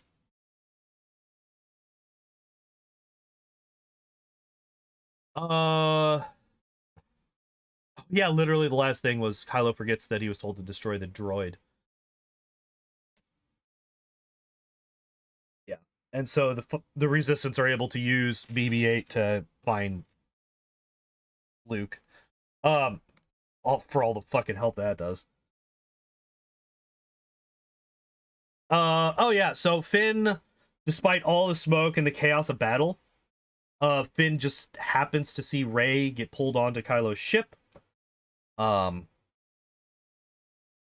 just happens to look in the right direction and see that happening. So that's fun. Oh yeah, and all of the Resistance fighters, all of them, including Poe, was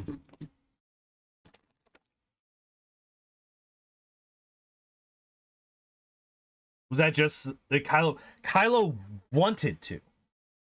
Like, the whole thing in the first movie is Kylo wants to kill Luke.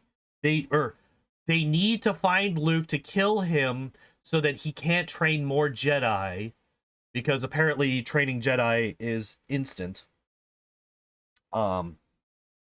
Which I guess if you look at Rey, it kind of is, but it's not fucking supposed to be. And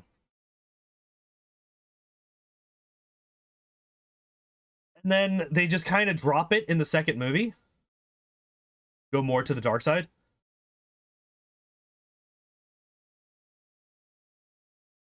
It's not for him to go more to the dark side. It's more of a Luke is a threat to the First Order. They need to kill Luke because he's a threat to the First Order, because he can train Jedi.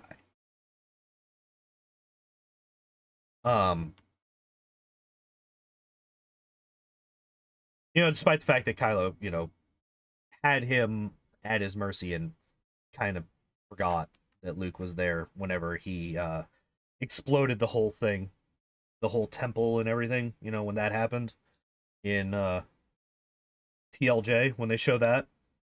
Luke literally gets knocked out by Kylo, and then Kylo doesn't finish him off.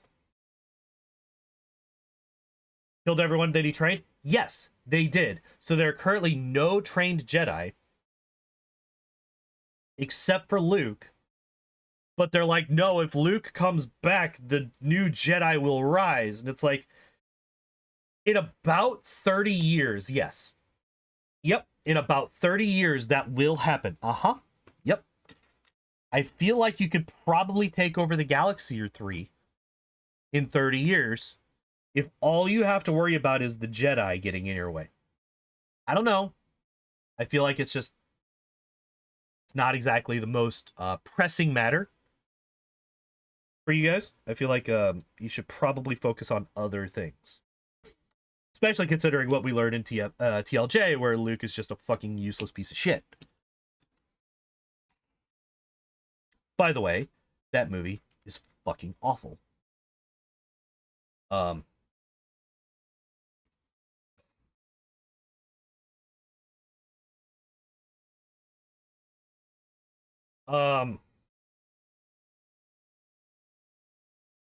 Just improving.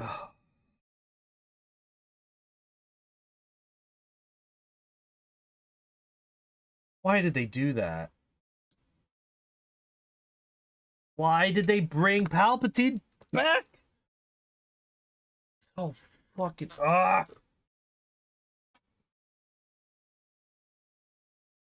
Like, if you were to pick all of the dumbest things that they could pick to do for this trilogy, they fucking nailed it. Every single one of them.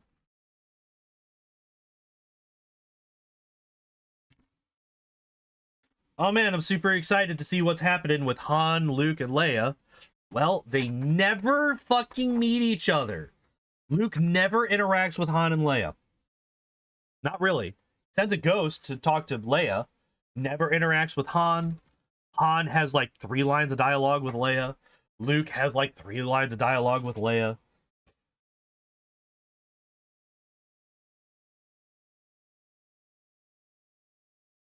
God fucking damn it. I hate this fucking trilogy. It's so... How? How could you think that it's a good fucking idea to not have the main 3 of the OT meet up and fucking interact in the new trilogy? It's so fucking... Makes me mad. Makes me mad that they fucking did that. And then they... Like, it's too late now. Like, they can retcon... Like, we could... Like, to my mind, the sequel trilogy is non-canon. I don't give a fuck who says otherwise. The sequel trilogy is non-canon in my eyes. It's not part of real Star Wars. I don't give a fuck. It's not. But the really, really shitty, sad fact is it can never happen again. Because Carrie Fisher's gone. He's dead. Like, it really fucking sucks that these idiots made a trilogy. What am I missing here? Oh, there's little washers. Okay. These fucking idiots made a trilogy of Star Wars where the main 3 of the sequel trilogy don't interact. Not really. Not really. Like, like I said, Han and Leia get like 3 lines together. Luke and Leia get like 3 lines together. Han and Luke, fucking nothing. It's so goddamn disrespectful. It drives me absolutely crazy. And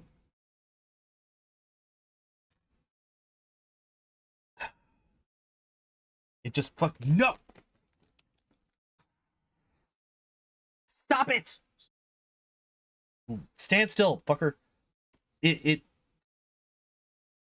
so fucking infuriating because, like I said, it's gone. Screen Crush, fixing the sequel. I have not. So I'm gonna be completely honest. The entirety of, like, almost the entirety of my recent like video watching life has been me trying to get caught up on the entirety of the EFAP podcast, and it's gonna take a while. I am on, what episode am I on? I'm on 85, and I need to get up to like 200-ish before I'm actually like caught up on all the ones that I've seen. If I pull up their actual runtime, and that's just the main podcast. EFAP runtime, 81 days, 7 hours, 20 minutes, and 35 seconds. And that's only the main podcast. If we include all of the minis, the TV show reactions, the movie reactions, and the gaming streams that they've done, it's 110 days, 3 hours, 57 minutes, and 30 seconds. Now, like I said, I don't need to watch all of that because I have actually seen the more recent episodes. But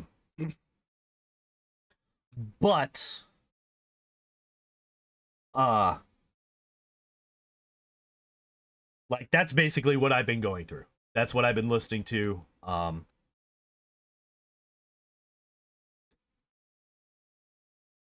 for a while now. Like I said, I'm on episode 80. What did I say? 85? Yeah. So, you know, I'm getting there. I'm almost halfway through.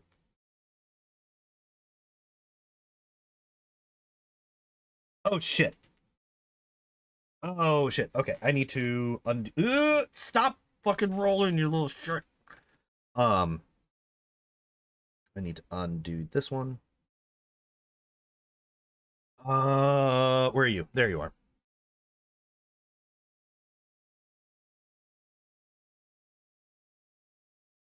Come on, get in there. There we go.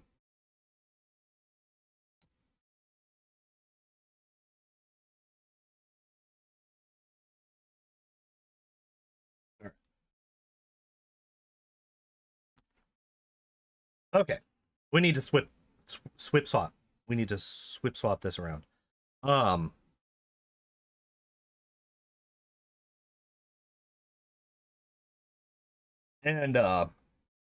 yeah. So like most of my time has been with that has been used up by that. Oh, I see. Okay, I see how this is supposed to go. I see how this is supposed to go.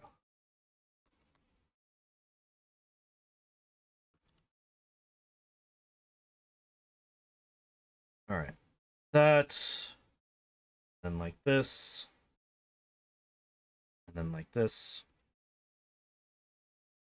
then like that. All right, there we go.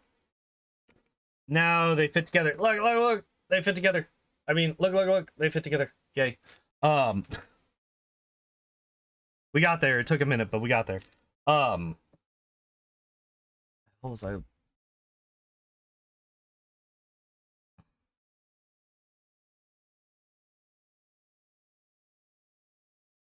Oh yeah. Back to TFA. Let's get back to TFA, huh? So fight's over, right? First Order's leaving. And for whatever reason, the Resistance does not pursue them whatsoever. There's a giant ass transport ship there, where if you take that out, you take out one of the leaders of the First Order. It's really unfortunate for the galaxy that they just didn't. Oh no, Rey also dies. Doesn't matter. Nobody cares about Rey. Like, in universe, barely anybody even knows that Rey exists. Like, I'm not being a dick or anything. Like, she's a non-person to most people. So why did they not kill them? Why did they not blow them up?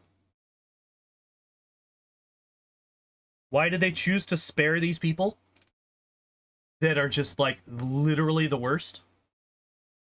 Always. Like, always the worst forever at all times. Why is this a thing? Please inform me. Spoiler, you can't, because it doesn't make any fucking sense.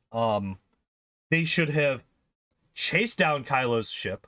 They should have exploded the ever-living fuck out of him, and he should be dead. That is what should have happened in this scene, but it doesn't, because we need to have a trilogy. Why am I missing... Wait. Hold up. I'm missing something.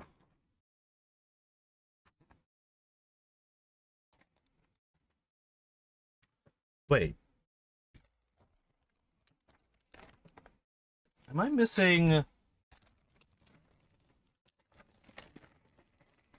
I am. Alright, so these two are done. Somehow I missed two more of these. I don't know how I managed that, but we got there. We did it. We figured it out. It's all fine. Because of Ben Solo, one of the leaders of the Resistance. Yeah, fucking stupid. Do they even know that it's Ben Solo?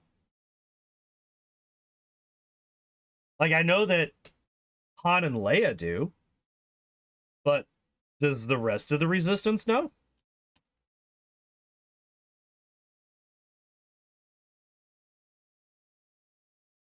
It's like, I don't know. Like, once you blow up 5 planets... Well, actually, it was more Hux that blew up the 5 planets than Kylo. Kylo wasn't even really there. Um, and it was actually entirely Hux's idea. I wouldn't say Kylo's innocent of it by any fucking stretch of the imagination. That would be absolutely fucking insanity. But,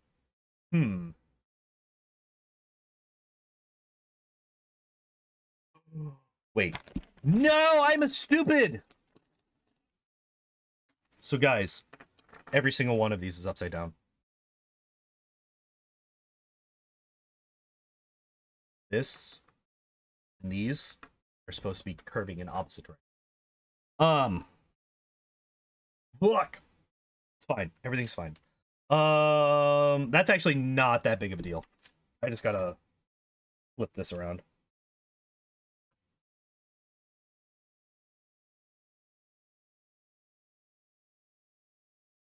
You know what helps with pulling out a thing? Not blocking it with your other hand.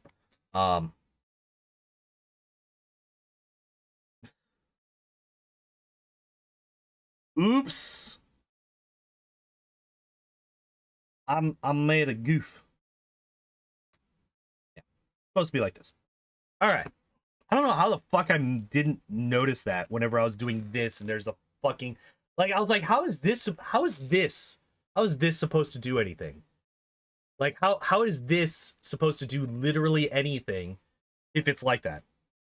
That should have been my first hint that I was fucking up. Oh well. Yeah, like I said, it's not the biggest deal.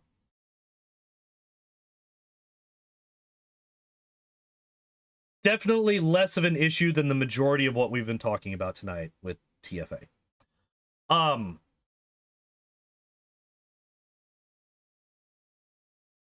So yeah, Kylo and the rest of the First Order ships that are fleeing Maz's cantina are just left alone to go and murder and slaughter another day. But yeah. Oh man, we get Leia, she's here. Leia's here. She did it. We got 2 of the 3 OT characters to talk to one another. And what do they say? One of them mentions jacket and the other one mentions her hair. And then they talk about their kid. That's it.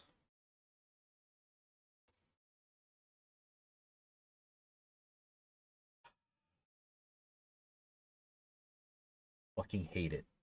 But, it's fine. It's fine. These movies aren't disrespectful to the OT. They're not disrespectful to the original characters. No, that's not true. Anybody who says that that's true is a fucking they just don't like it because it's new. By the way, if you actually think that, you're stupid. Sorry, but like the sequel trilogy is so disrespectful to the OT. Oh my fucking god, it's unforgivable. But we gotta make room for the new characters, not at the expense of the old ones, you fucks.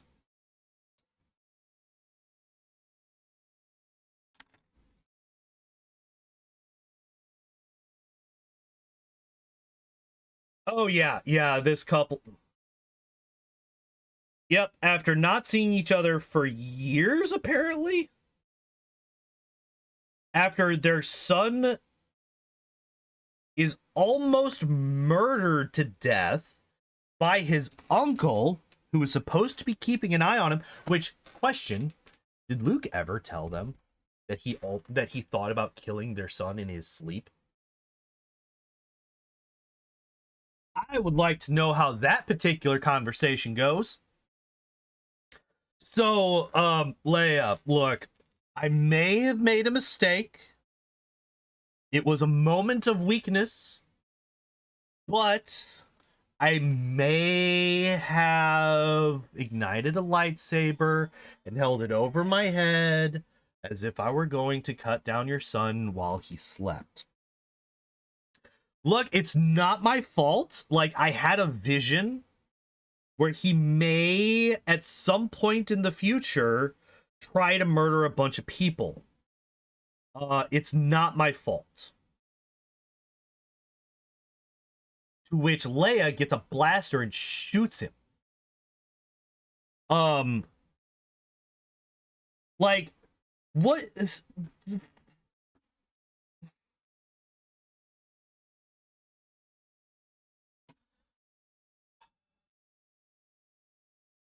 So, I'm not a massive fan of Rian Johnson.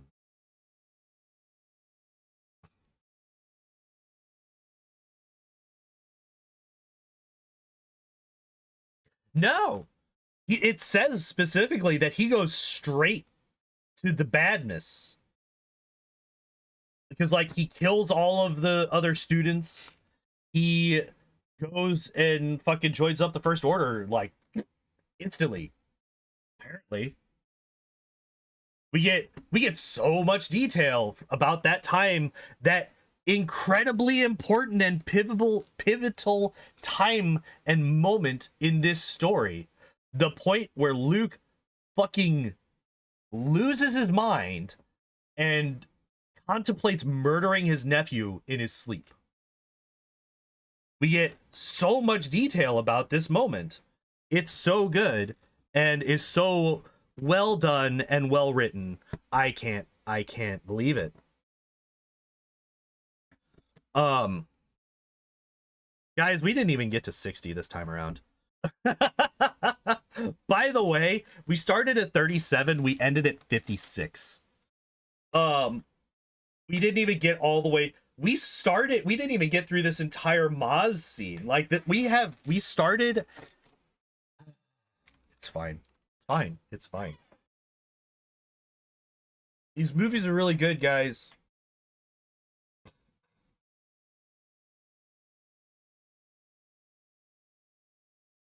He also knows that his here's the thing. Anybody can go to the dark side. That's like the whole thing about the dark side. Is that anybody can fall to it. The thing is that Luke fucking Skywalker went to hell and back to save Darth Vader. I'd like to remind this. Anybody that may have forgotten. Luke Skywalker refused to hurt Darth Vader once he was actually clear-minded. He did lose his mind for a minute. And he did chop off Vader's hand. But once he thought about it, once he was clear-minded again, and also, by the way, he only did that because Vader literally threatened his sister. He did that in a fit of rage after Vader threatened his sister. But even after that, Luke was still willing to believe in the goodness of his dad.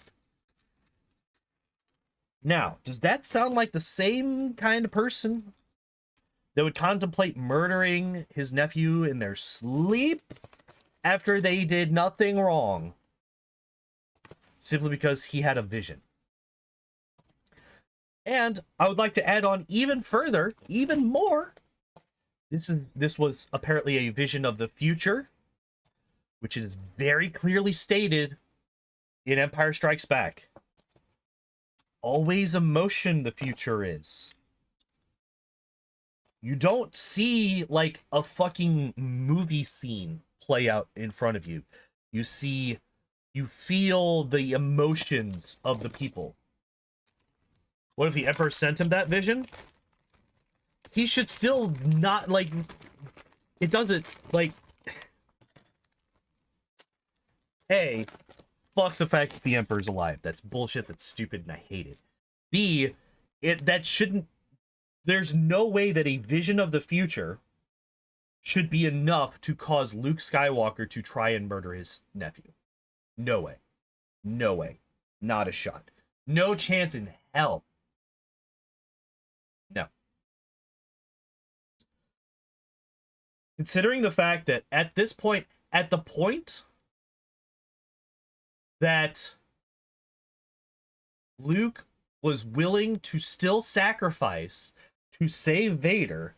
This was after Vader had destroyed a planet, after Vader had taken his hand, and after he had just threatened his sister. These three things are things that Vader had done. And this is just in the OT. Oh, by the way, Vader had also captured and frozen his best friend in carbonite to sell him to a gangster. These are all things that Vader had done. And Luke still saved him. Ben had done nothing. It was merely a vision of the future that may or may not happen that caused Luke to try to kill him, even if only for a moment.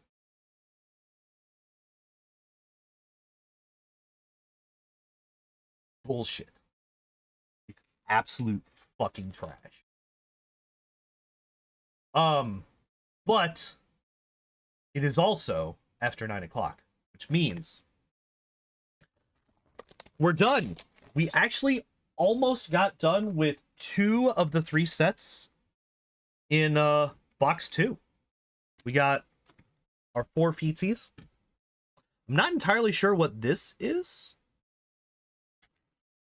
But we got our 4 feetsies. And oh wait, I think yeah. We can actually attach these. So we got our 4 feetsies and we got these in as well.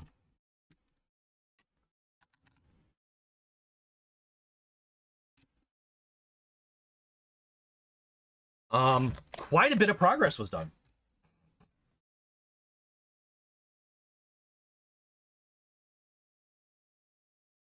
Too much was left out. I legitimately, I do not see any way for them to bridge the gap. I don't see how they do it. I don't see that it's possible to bridge the gap between 06 Luke, Episode 6 Luke, and TLJ Luke. I don't think that that's possible. I don't think that you can. And you definitely can't by just having a vague vision of the future. No way. No way. No way. No. Nope. I refuse. I refuse.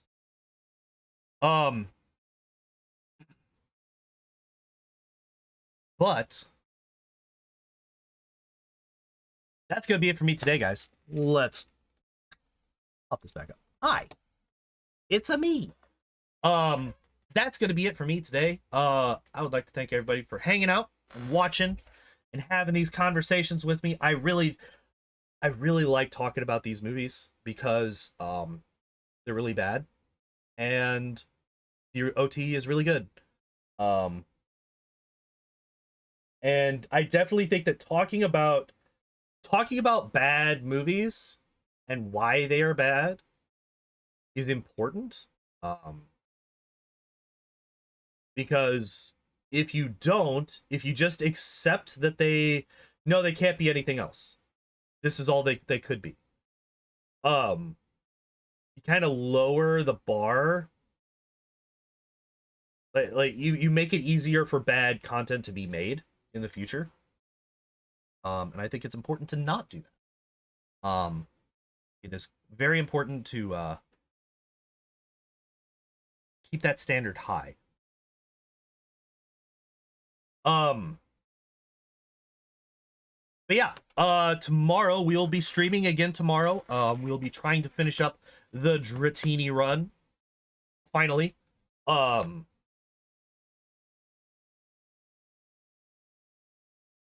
Yeah, we'll be finishing up the Dratini run tomorrow.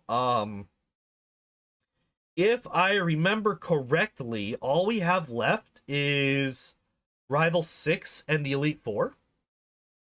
So we're actually getting really, really close to endgame. I think. Hello Marvel. Oh god. I've heard almost nothing about The Marvels, the movie. except for the fact that it's doing absolutely horrifically in the box office. Actually, I'm really curious. Here, let me pull these. I'm going to make a quick Google search. The Marvels opening box office. Oh!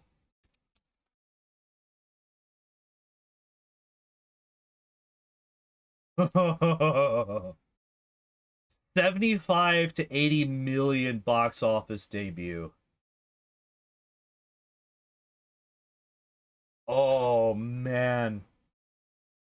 So that movie, I believe it was one of the most expensive Marvel movies that have been made. I think it was like 270 million production budget. And let's just add another 200 million on. It is out, yeah. Um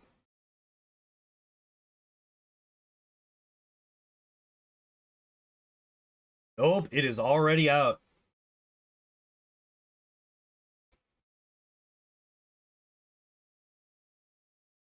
Wait. Wait.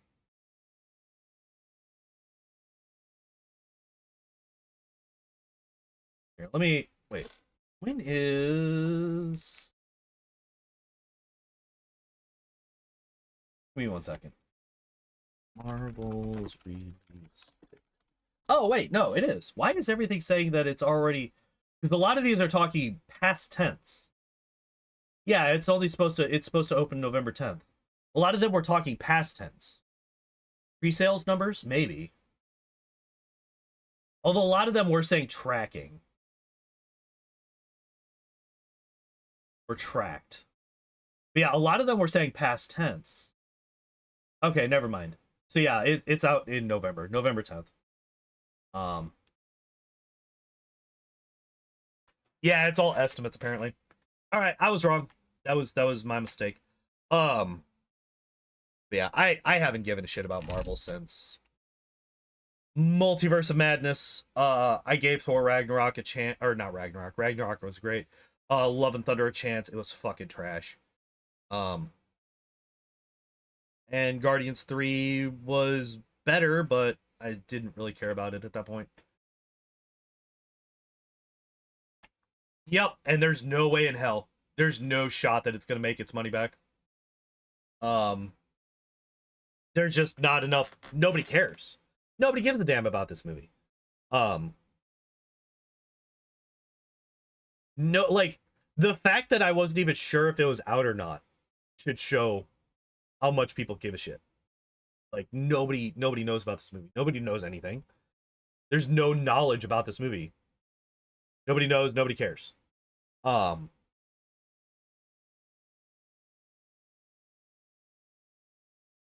that's that movie. Tomorrow, like I said, we're gonna be finishing up Dratini. Hopefully the internet actually, works. That'd be nice. Friday we will be doing the Gengar solo run.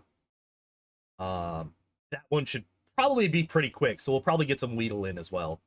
I fully expect Gengar to be one of the fastest runs. Probably second only to Mewtwo, honestly. I really expect Gengar to be really, really good. Dude, that's no joke. Like, I've had more internet problems running fucking Pokemon Red than I've had streaming literally anything else. It's crazy. And then yeah, on Saturday we will be going back and doing auto build reviews. That's coming up on Saturday. We will be doing Reggie and Arushale this week. So yeah, that's the plan for the rest of the week. Thank you everybody for hanging out and watching. Appreciate y'all as always. And as always, hope you all enjoyed the stream. Hope you all have a good evening, and I hope to see you next time. Bye bye.